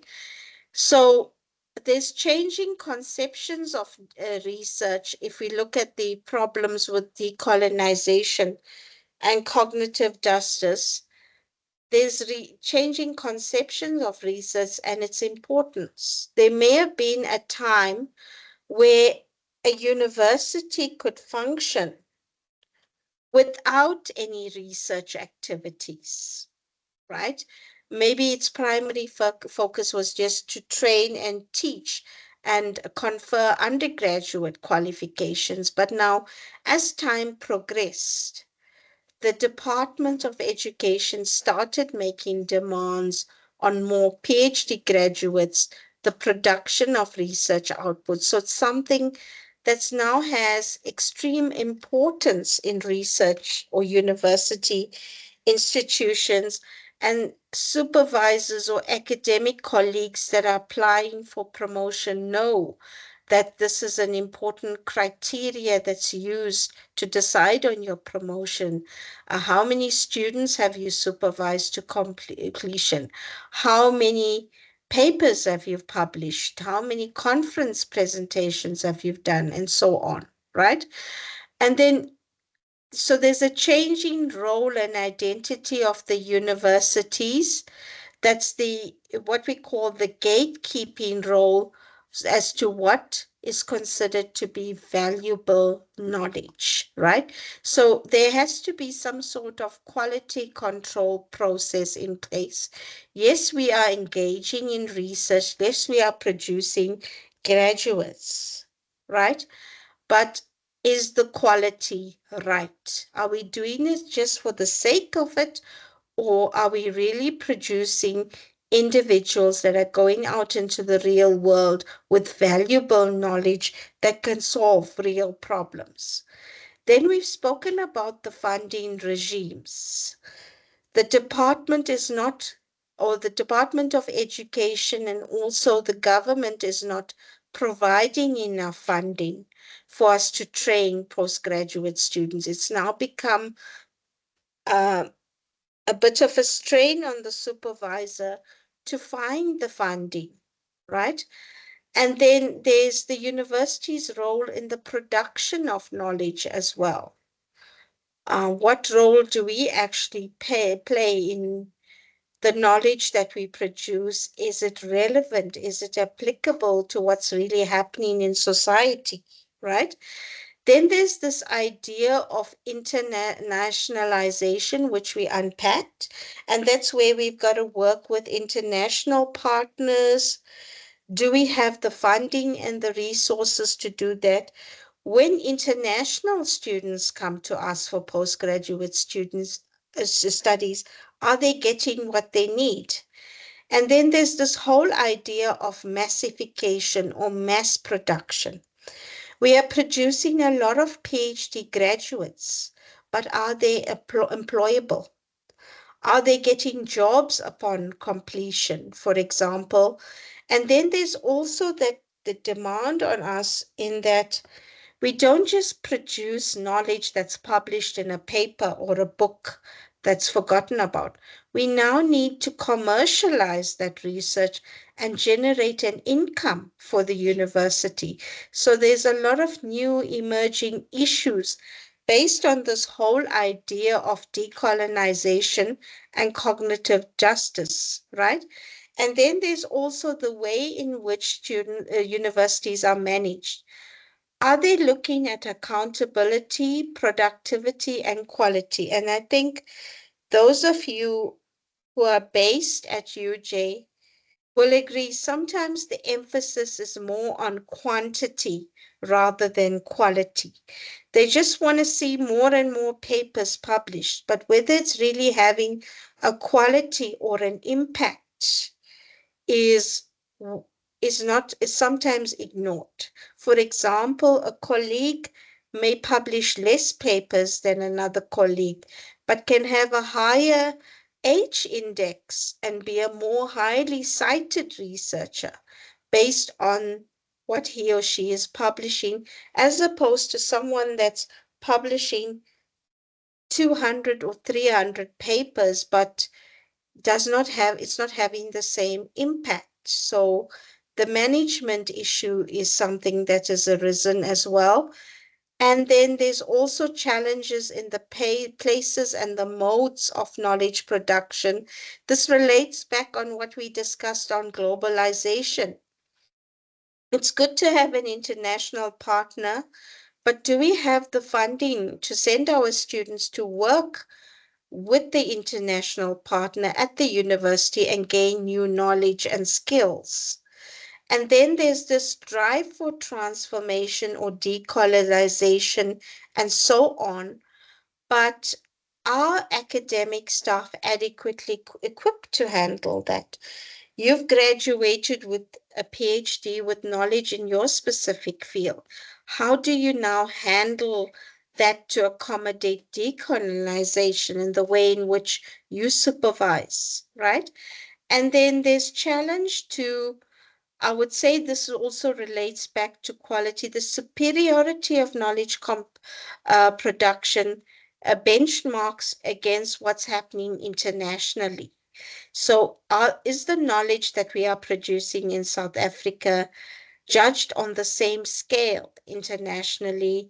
And then that impacts on your opportunities for collaboration and partnerships.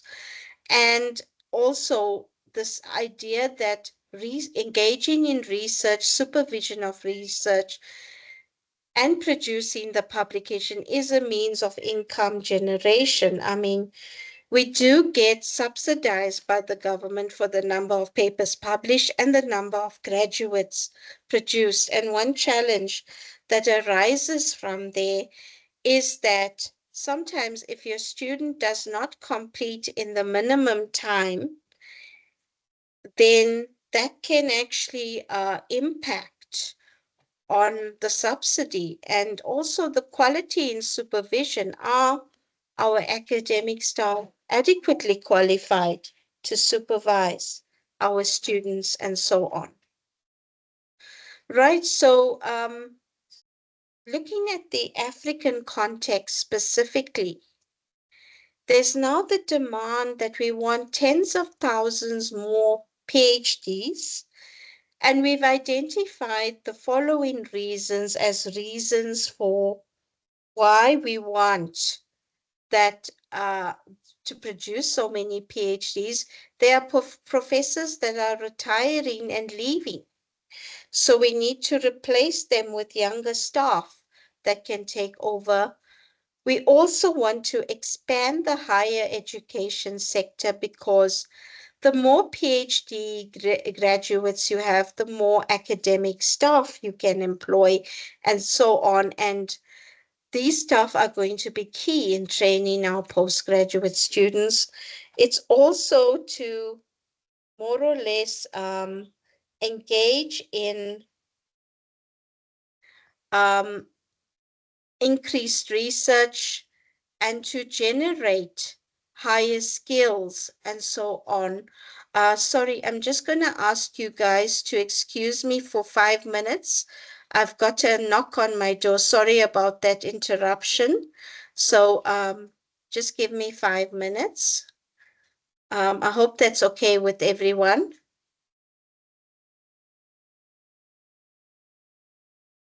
I do apologize for that interruption.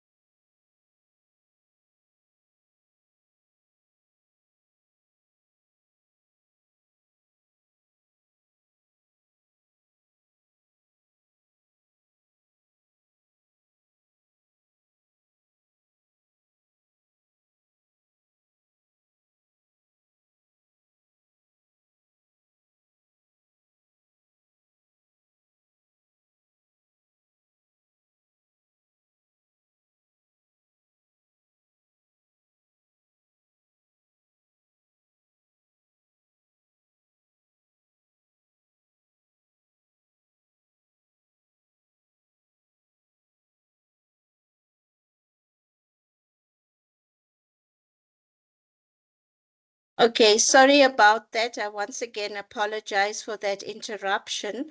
Just to go back to my presentation.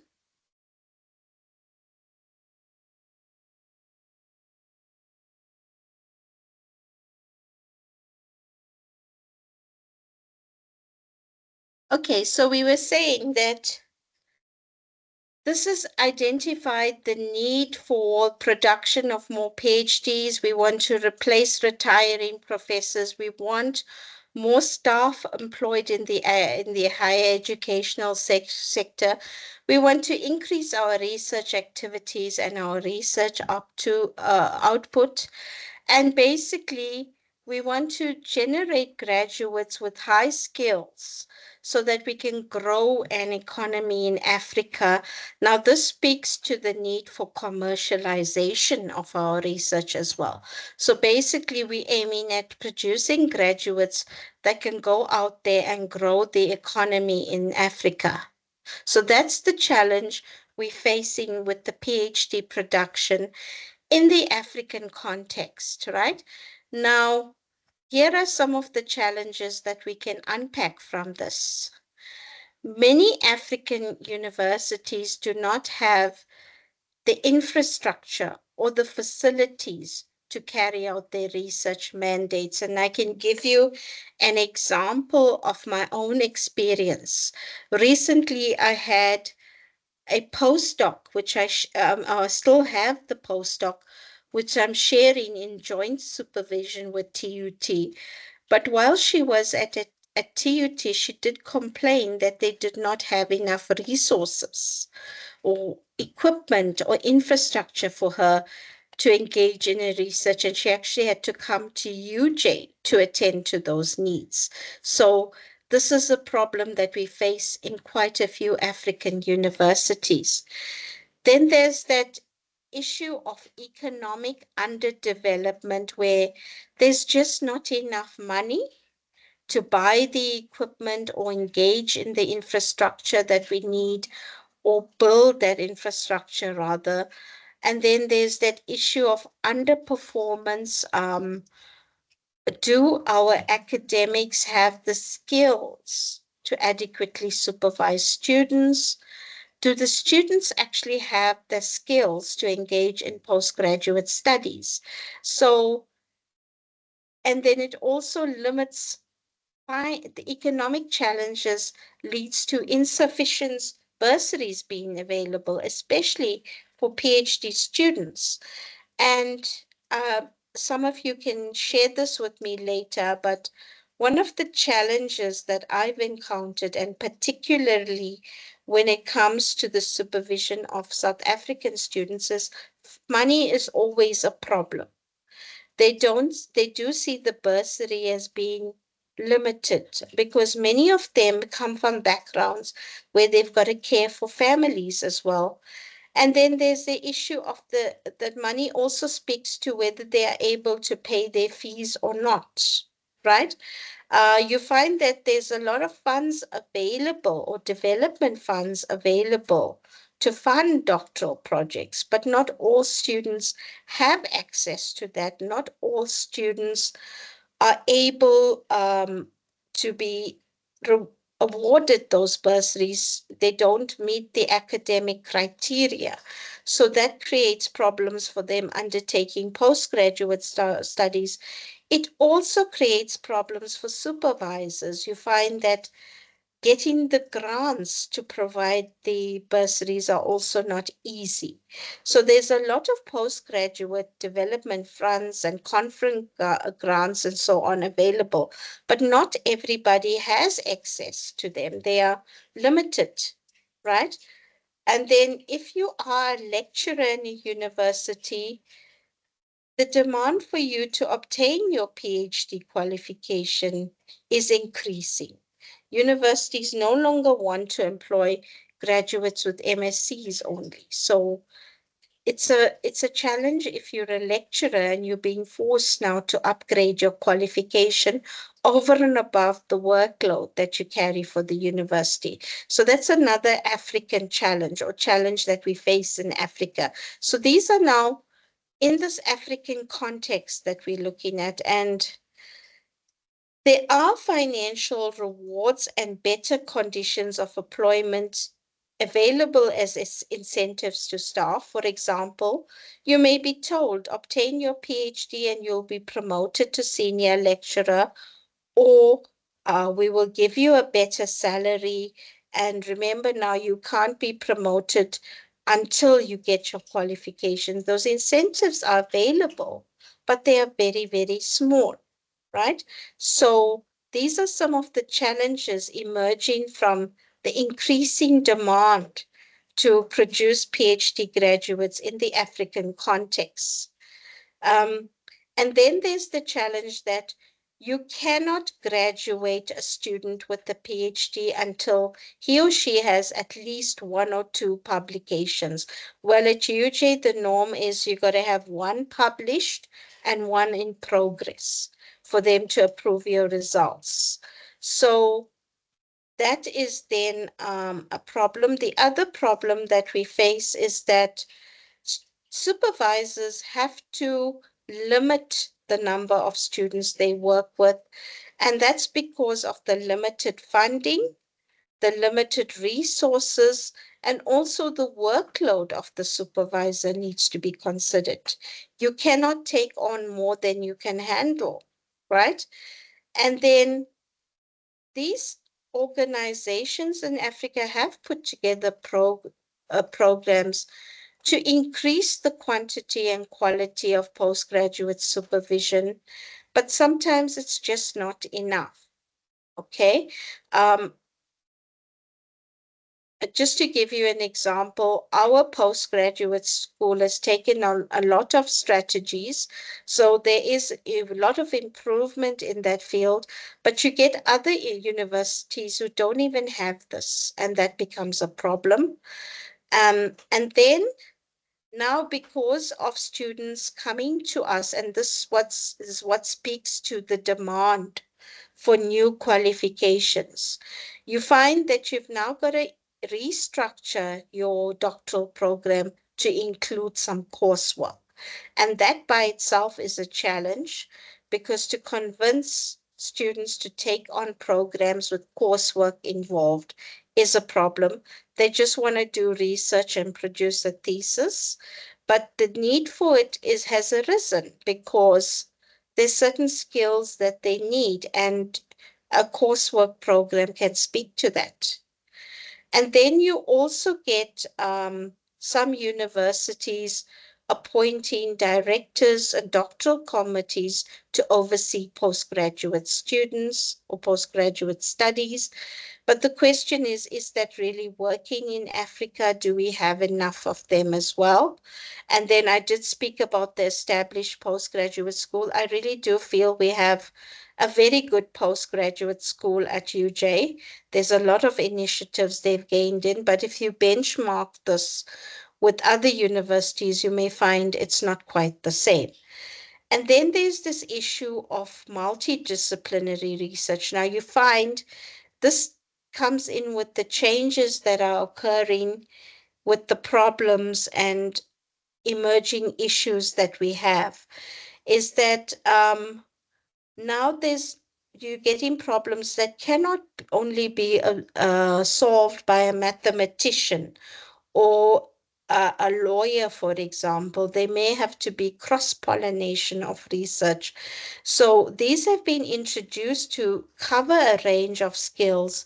But again, there are issues that arise from that in terms of the output units and so forth.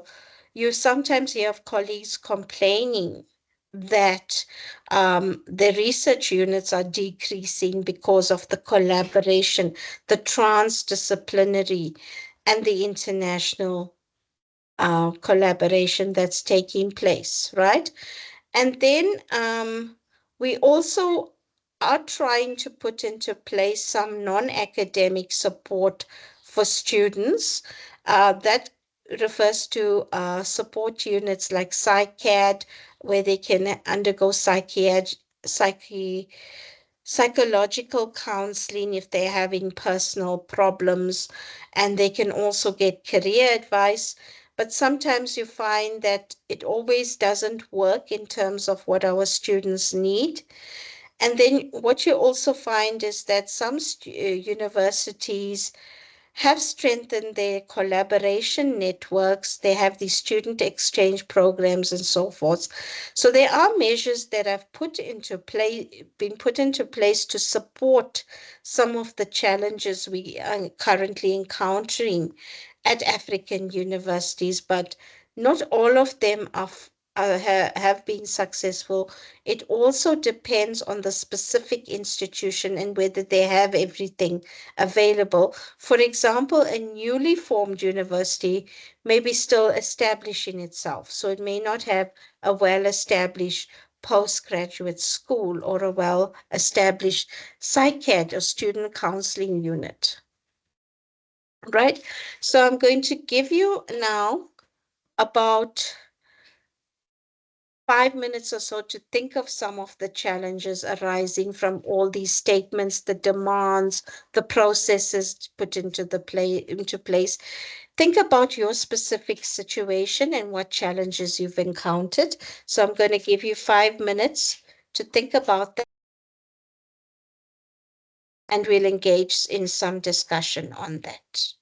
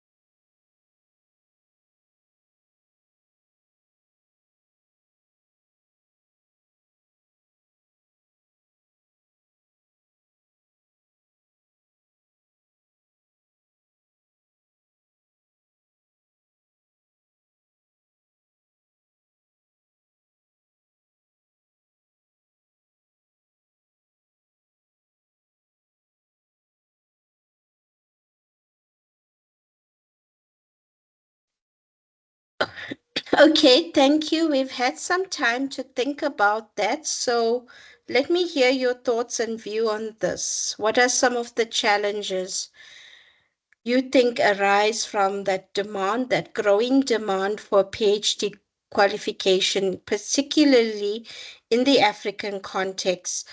And are those measures that have been put into place enough? Let me hear your views on that.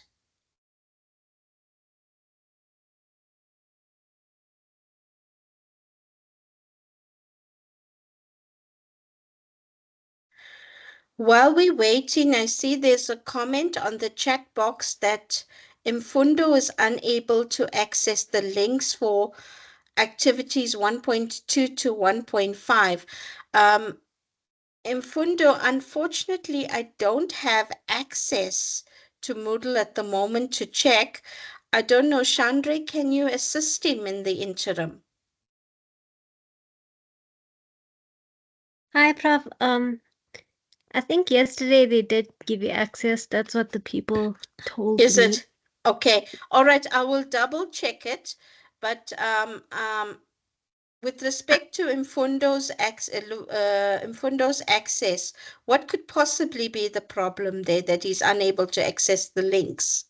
I'm also checking now, and I only have student view, so I'm able to access. May I ask Mfundo, do you have access to the module?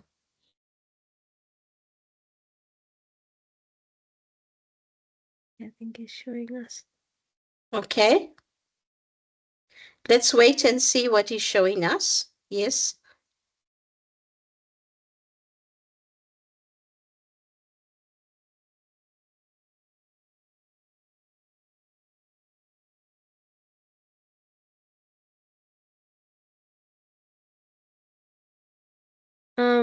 It's actually under activities Okay. So you must click on activities, on the Mfundo. left-hand side.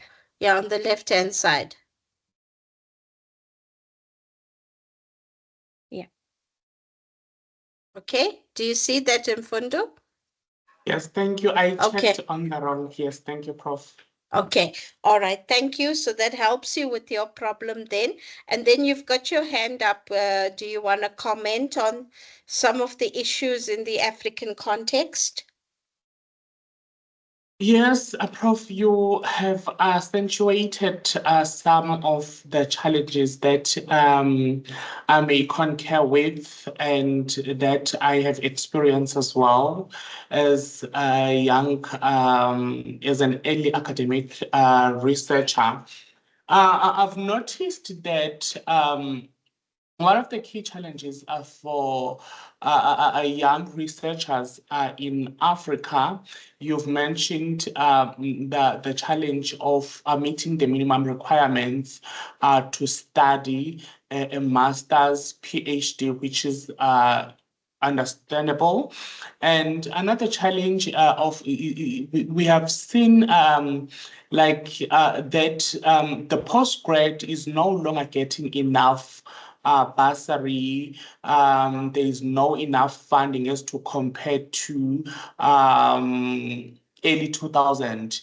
Early 2000, you will be able to enroll your honors, your masters, your PhD, and there was enough funding, if I may put it in that way, because I remember when I was doing my BTech, I got an NRF, and NRF gave me 80,000 rand, and my fees were around 25,000, and the rest it came to my pocket, and that was some sort of encouraging the novice researchers, the young postgraduate student to consider studying further in order to obtain their studies to increase the research output for the universities. And another thing that I've noticed, universities are actually now employing people or candidates who hold PhD, or you must have a master's and you are in the process of completing your PhD. and they need to have an experience. And we have seen the NGAP, what you call NGAP positions, and it becomes a challenge for African student to get that UNGAP program, because the requirements, the minimum requirements, you must have 70% and above in order for you to qualify to get that NGAP program. So you have, as I said earlier on, that you have highlighted those challenges that us African researchers we are currently facing with. And the poor infrastructure as well. You've mentioned that inadequate resources. Another point that I want to bring. So there is an institution that I worked for, and in that institution, you are being encouraged to research. You are encouraged to publish. You are encouraged to attend conferences, but they don't give you money to attend such conferences. You have done your research proposal, you have your paper, and you need to present that paper in a conference. You need money for editing, etc. And they will tell you, take it from your pocket. Then you are going to generate money out of the publication. So that's demotivating the staff members, that's demotivating the researchers, because you can't take from the salary that is not enough, and you have to like pay for other things, like you have to pay for editing for the institution to benefit, and you'll benefit I think 10% or 20% of that money that the institution is going to receive. So those are the things that I have highlighted, and the 5,000 rand is not enough, considering that you have to, the ticket flights are very expensive. The registration for the conference is expensive. The accommodation is expensive. So they are saying that we should take it from our salary. Which salary? We don't have salaries. We have peanuts. Yes, Thank you, Prof. yes, I think there are some important points arising from what you've just said, Mfundo.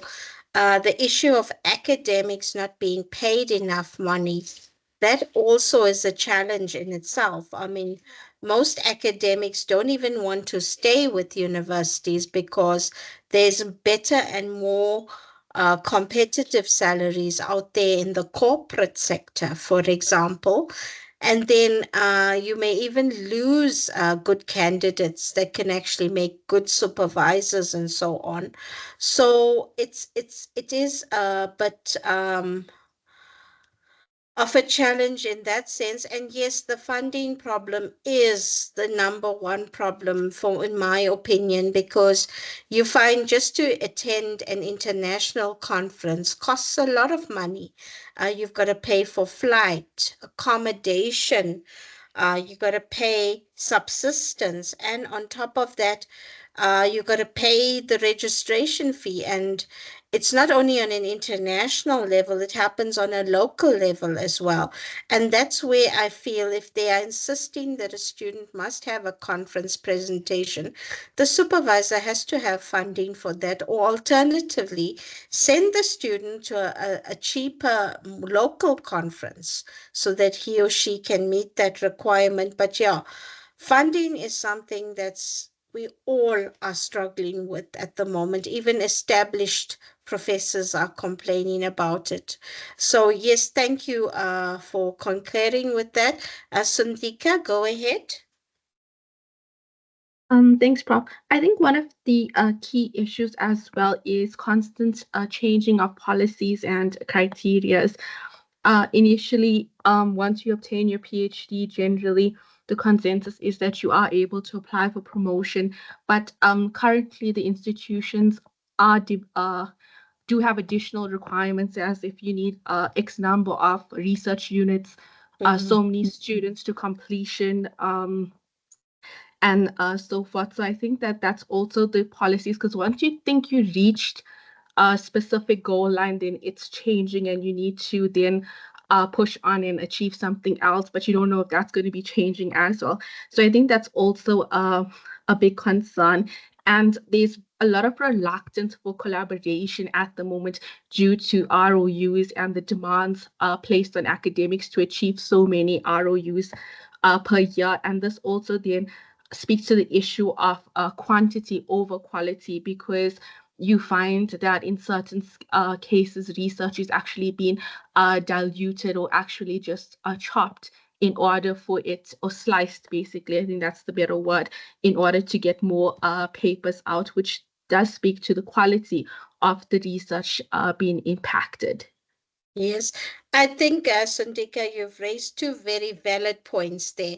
Now they're shifting the goalpost for promotion, especially at UJ. I know I serve on the Senex committee, and there was a time where NRF rating wasn't a requirement for promotion, but now they are insisting that when someone applies to be promoted from associate professor to professor level, they got to have an NRF rating, which is something that's new. And I don't know whether that's just a way of forcing more staff to apply for rating, but really it's placed some staff in an unfair position as well.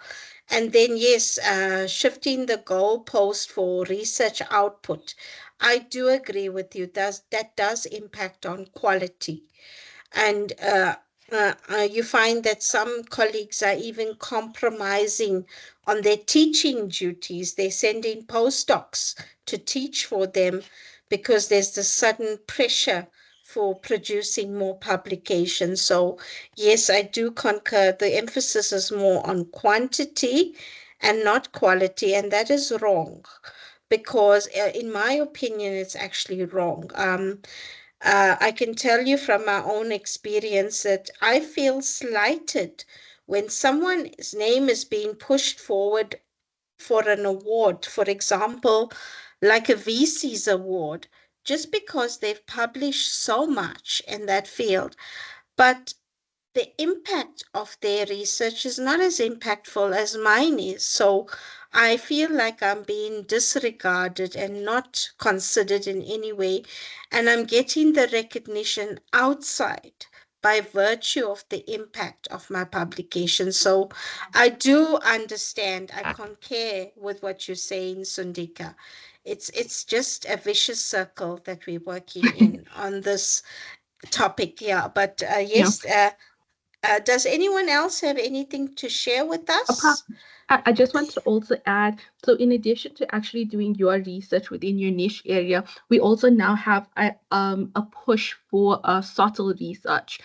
And I think that that's also quite difficult, specifically for like people who just came off a PhD, and you basically want to try to specialize within your niche area, but now you're also being asked to conduct additional subtle research as well. And that becomes quite difficult to handle, in addition to also being thrown in the deep end where you just finished a PhD, but now you're expected to supervise a PhD without even being a co-supervisor to a PhD first.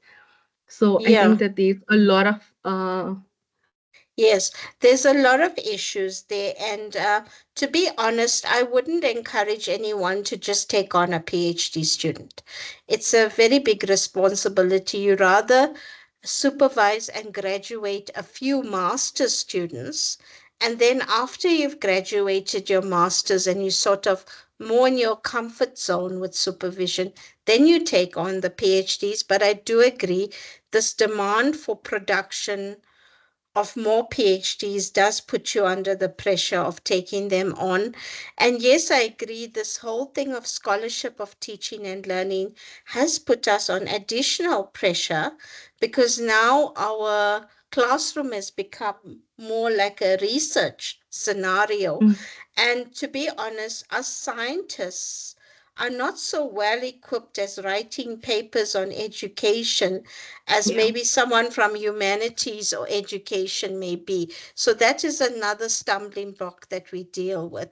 So some good points raised by you there, Sundika. Deveshri, you have something you'd say?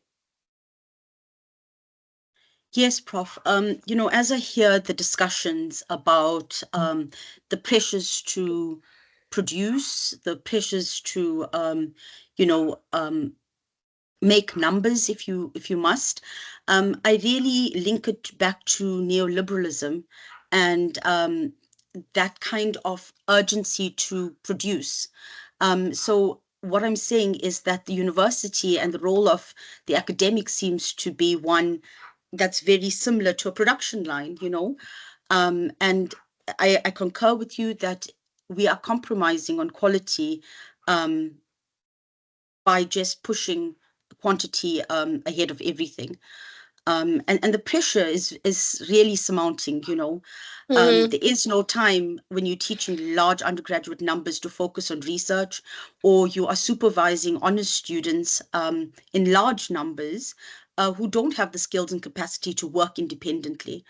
It is actually draining. And, I would actually think that that is one of the reasons that people will leave academia to go into corporate as well.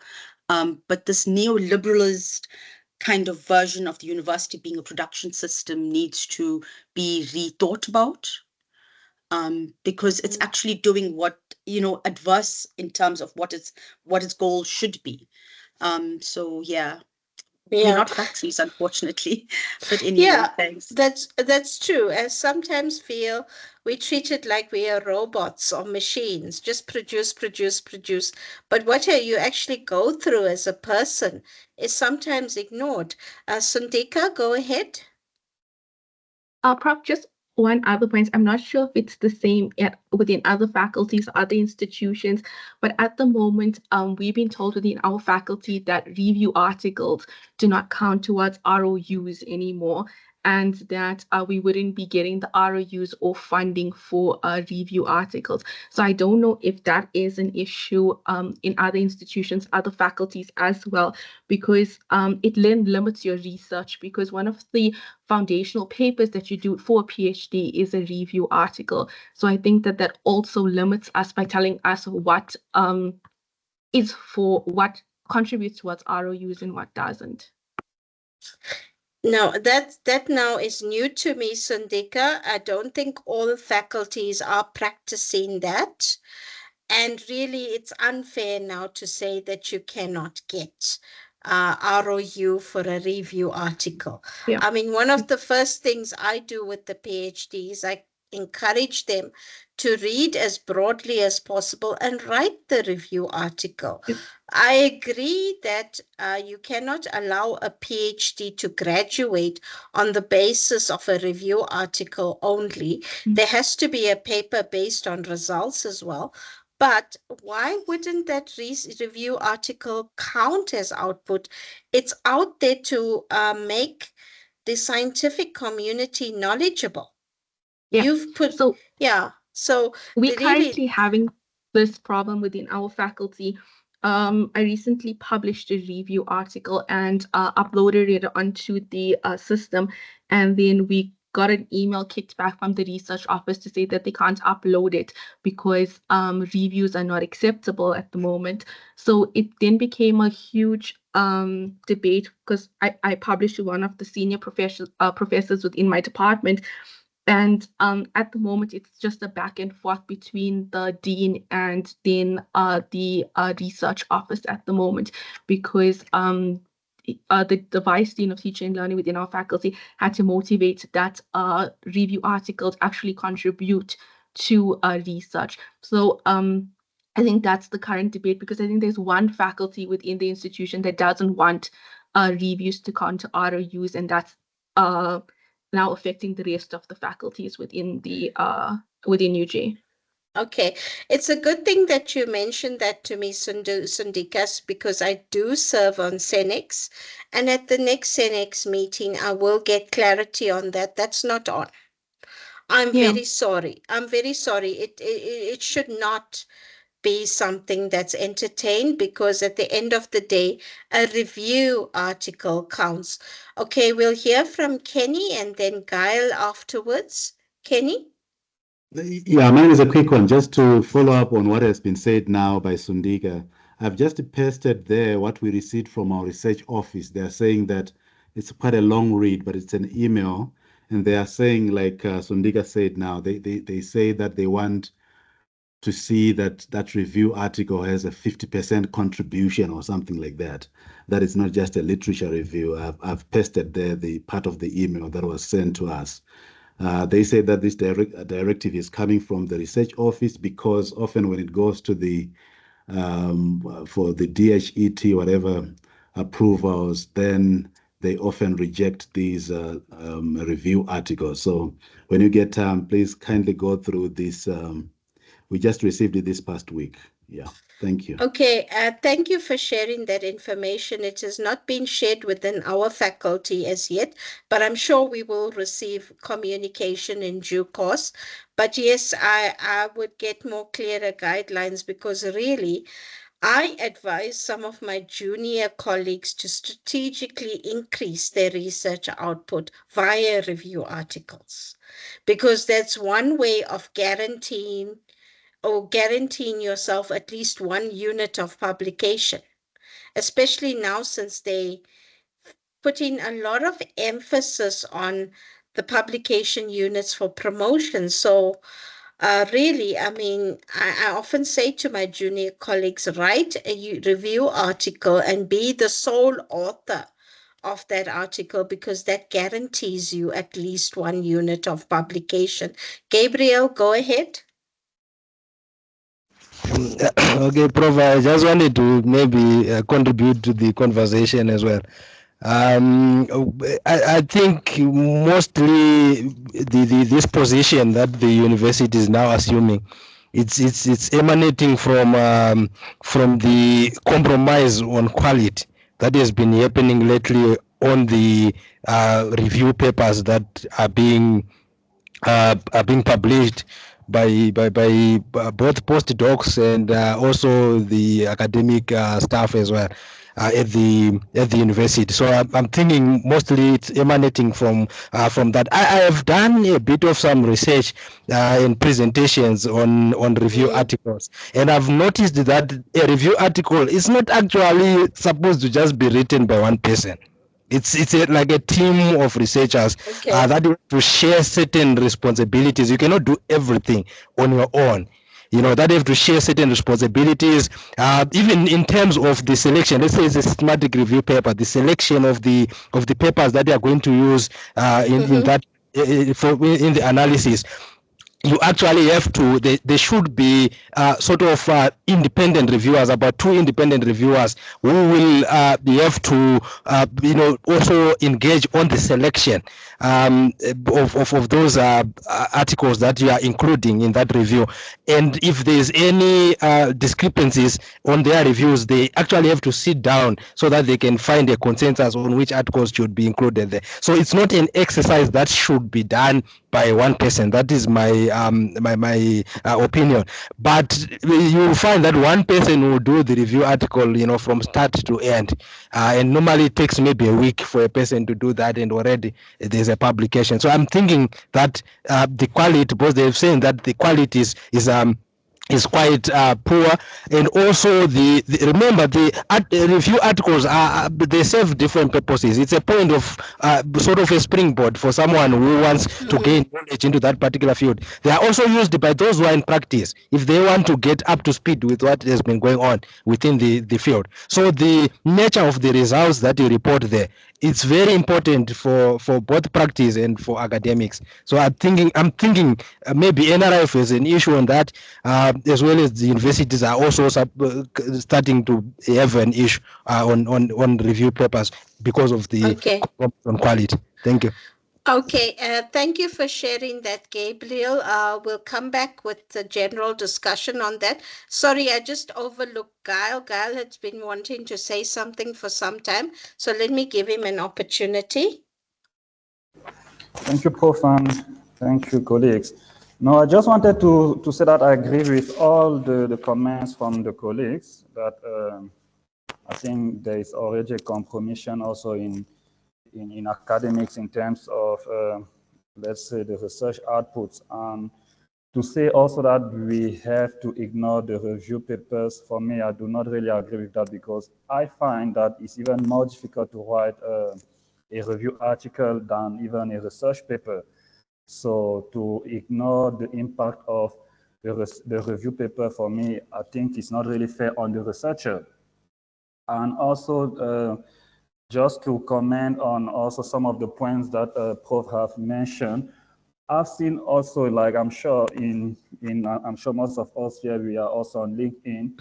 I've seen that there is a propaganda of some of, let's say, researchers, even if they are not really, there are some of the researchers that are not really involved in research, maybe focusing on academics, but they will just maybe because of some community engagement and some of the other activities that they are doing, they will just whatever activities that they're doing, they will just put that on social media. Sometimes when I see it, it's like, okay, maybe it's, I just ask myself, is it because it's for promotion that the person is looking for? And most of the time, even I have some colleagues who, for example, they are the one maybe who could be the authors of publication, publishing the papers, and because he's the host, or let me say the supervisor, not even doing anything, the person is just, let me say, publishing the research output online, and the person is, let's say, receiving the art, let me say, the recognition. So I think also the university has to also look through some of these issues, because some people will get recognition where they don't really deserve the recognition, and those who really deserve the recognition and even get the promotion, they will not get it. So I think there are still these loopholes in terms of the promotion and also who needs to be recognized or not. And that's also where the university is failing some of the academics. Yeah. Yeah, no, I agree with you on that one, Gail, especially where, staff are just cheating the system. We can put it that way, and that's not right.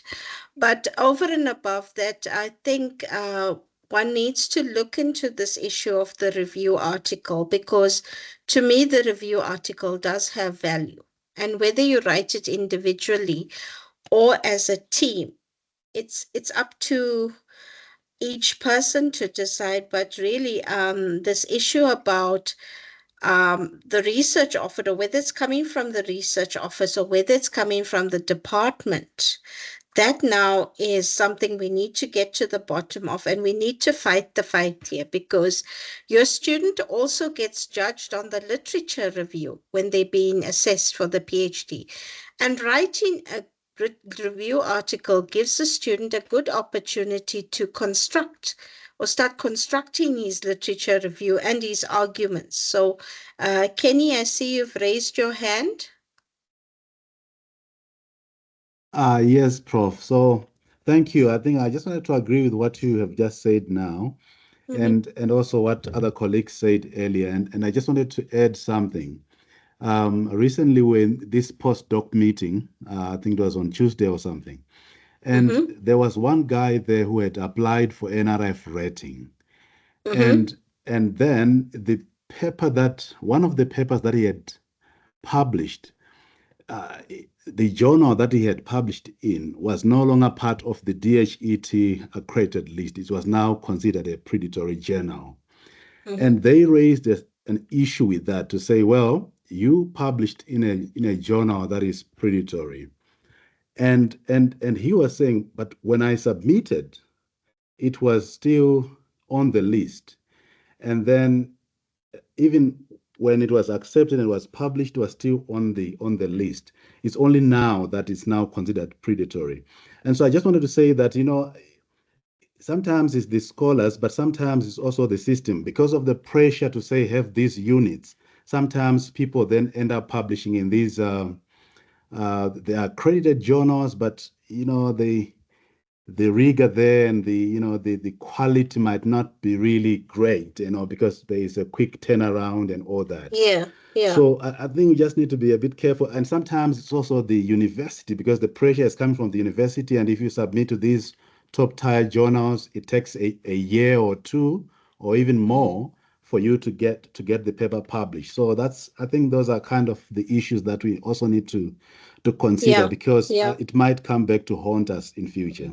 Thank you. Yes, I think that's where the faculty has to be proactive now. They've got to look at the dates involved. I know at one stage MDPI wasn't considered a predatory publisher, and now there's stories that they've become predatory. So I know our faculty is quite proactive into looking at these things, and even I think I can't remember the specific publisher, but it was quite a reputable publisher, and then suddenly over the years they also became predatory. So I think it's up to the faculties to look into this. If the staff member submitted at a time when it wasn't predatory, then that argument needs to be presented to the research officer, and it cannot be held against the staff members, because something that we always do is we check the DHET lists before we target a journal for publication. I see Sundeka has also raised that point about MDPI on the chat box. And in fact, the MDPI one turned out to be a very tricky one, because it turns out that some of their journals are predatory and others not. So I found that to be a bit of a complicated issue, and that's where we need clearer guidelines from our faculty. And just to come back to what Giles said about sometimes authors' names appearing on publications and they've not contributed at all. I think, in that case, I think the journals are now insisting that we give the author contribution. So that may be a strategy to overcome that, but still people can fake their contribution. So there is, like I said, it's a vicious cycle. There's a lot of underhanded things happening here. But yeah, I do agree. These can be tabled as challenges that we face in research supervision as well. It's like, you've done most of the work, so why should someone else get the credit for it? But generally, what I do as a supervisor is the publication money gets put into a cost center. It gets used for the student, because that's the students' work. I mean, if I can't send them to a conference or whatever, we do use it to buy chemicals and so on for the students. So they are getting something out of it at the end of the day as well. So that's okay. I just want to look at some other comments on the chat box before we move on. So yes, Kenny's put quite a bit of detail there. He says the UJ RDS has informed faculties of a new requirement. Okay, I think you discussed that with us. So we got to motivate. I think just like you did for the book chapters, if I understood correctly, that's the route we are going. That's not been discussed in our faculty as yet, so I'm sure it will be put on it, but I will get more clarity on that when I attend the CENEX meeting on the 12th of August. So let's be aware, but thank you for sharing that information with us. So let me just go back to my presentation now.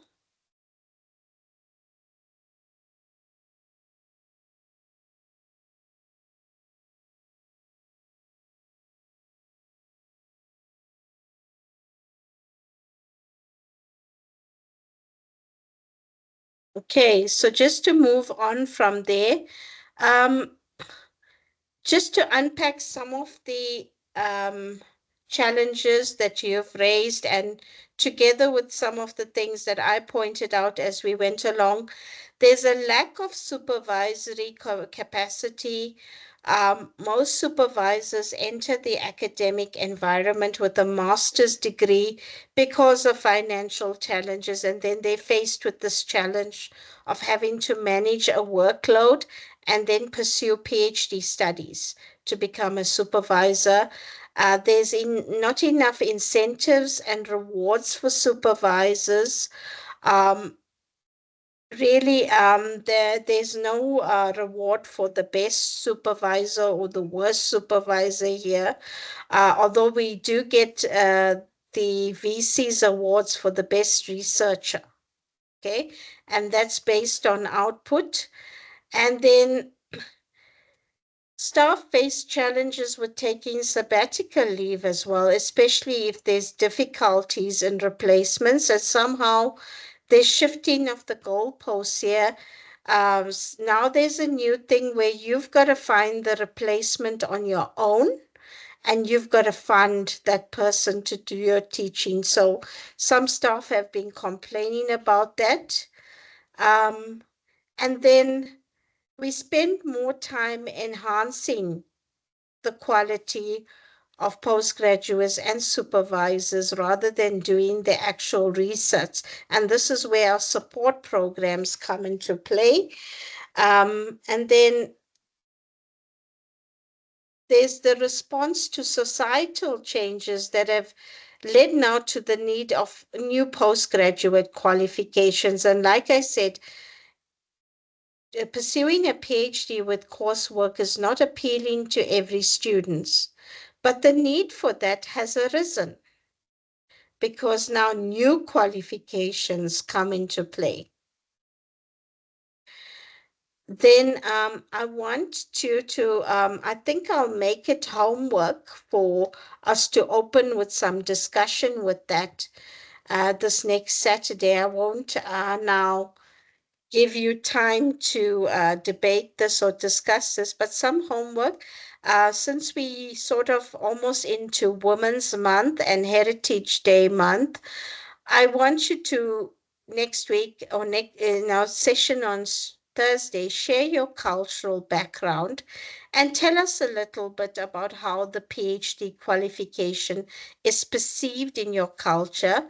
And in light of Women's Month as well, I'd like some of the ladies to talk about how a female PhD graduate is perceived in your culture. So we should have some interesting discussion around that. So I'm going to leave you with that bit of homework. I don't know if you have any questions, comments, or suggestions, or anything you'd like to add to some of the topics of discussion that we engaged in today. But really, we've had an interesting discussion about research outputs and the contributions, as well as the, issue concerning the review article as emerging challenges. So I think that's something to really ponder about in terms of how we're going to take forward and get our rights to this.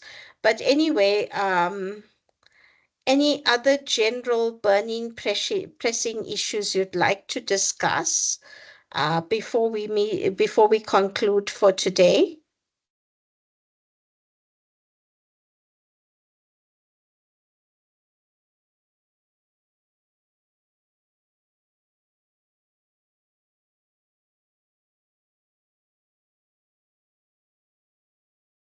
Doesn't seem to have any Yeah, questions. yeah. Thanks, Prof. It was a very lovely session today.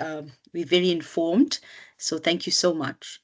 Yes, Bye. thank you. Thank you. And I must say, I've also learned something about the review article, which I do need to follow up as well. And hopefully, after I attend the Senex meeting, I will have more information for you guys. So thank you very much. Do engage in your homework this week, because I'd really like to learn a bit more about your cultural background that speaks to diversity, and that also will guide us in terms of our postgraduate supervision and how we want our students to be dealt with as well. So thank you very much. I will conclude for today. And I don't think anyone's been having any problems with accessing the recordings this semester, because I think Chandra and her team have come up with quite a good plan for you to access the recordings. And I will email my slides to Chandra after the session so that it can be shared with you on Moodle as well.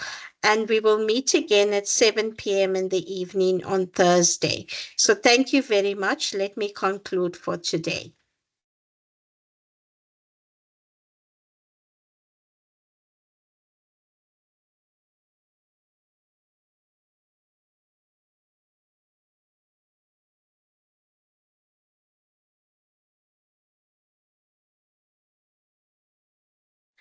Okay, thank you. Goodbye, everyone.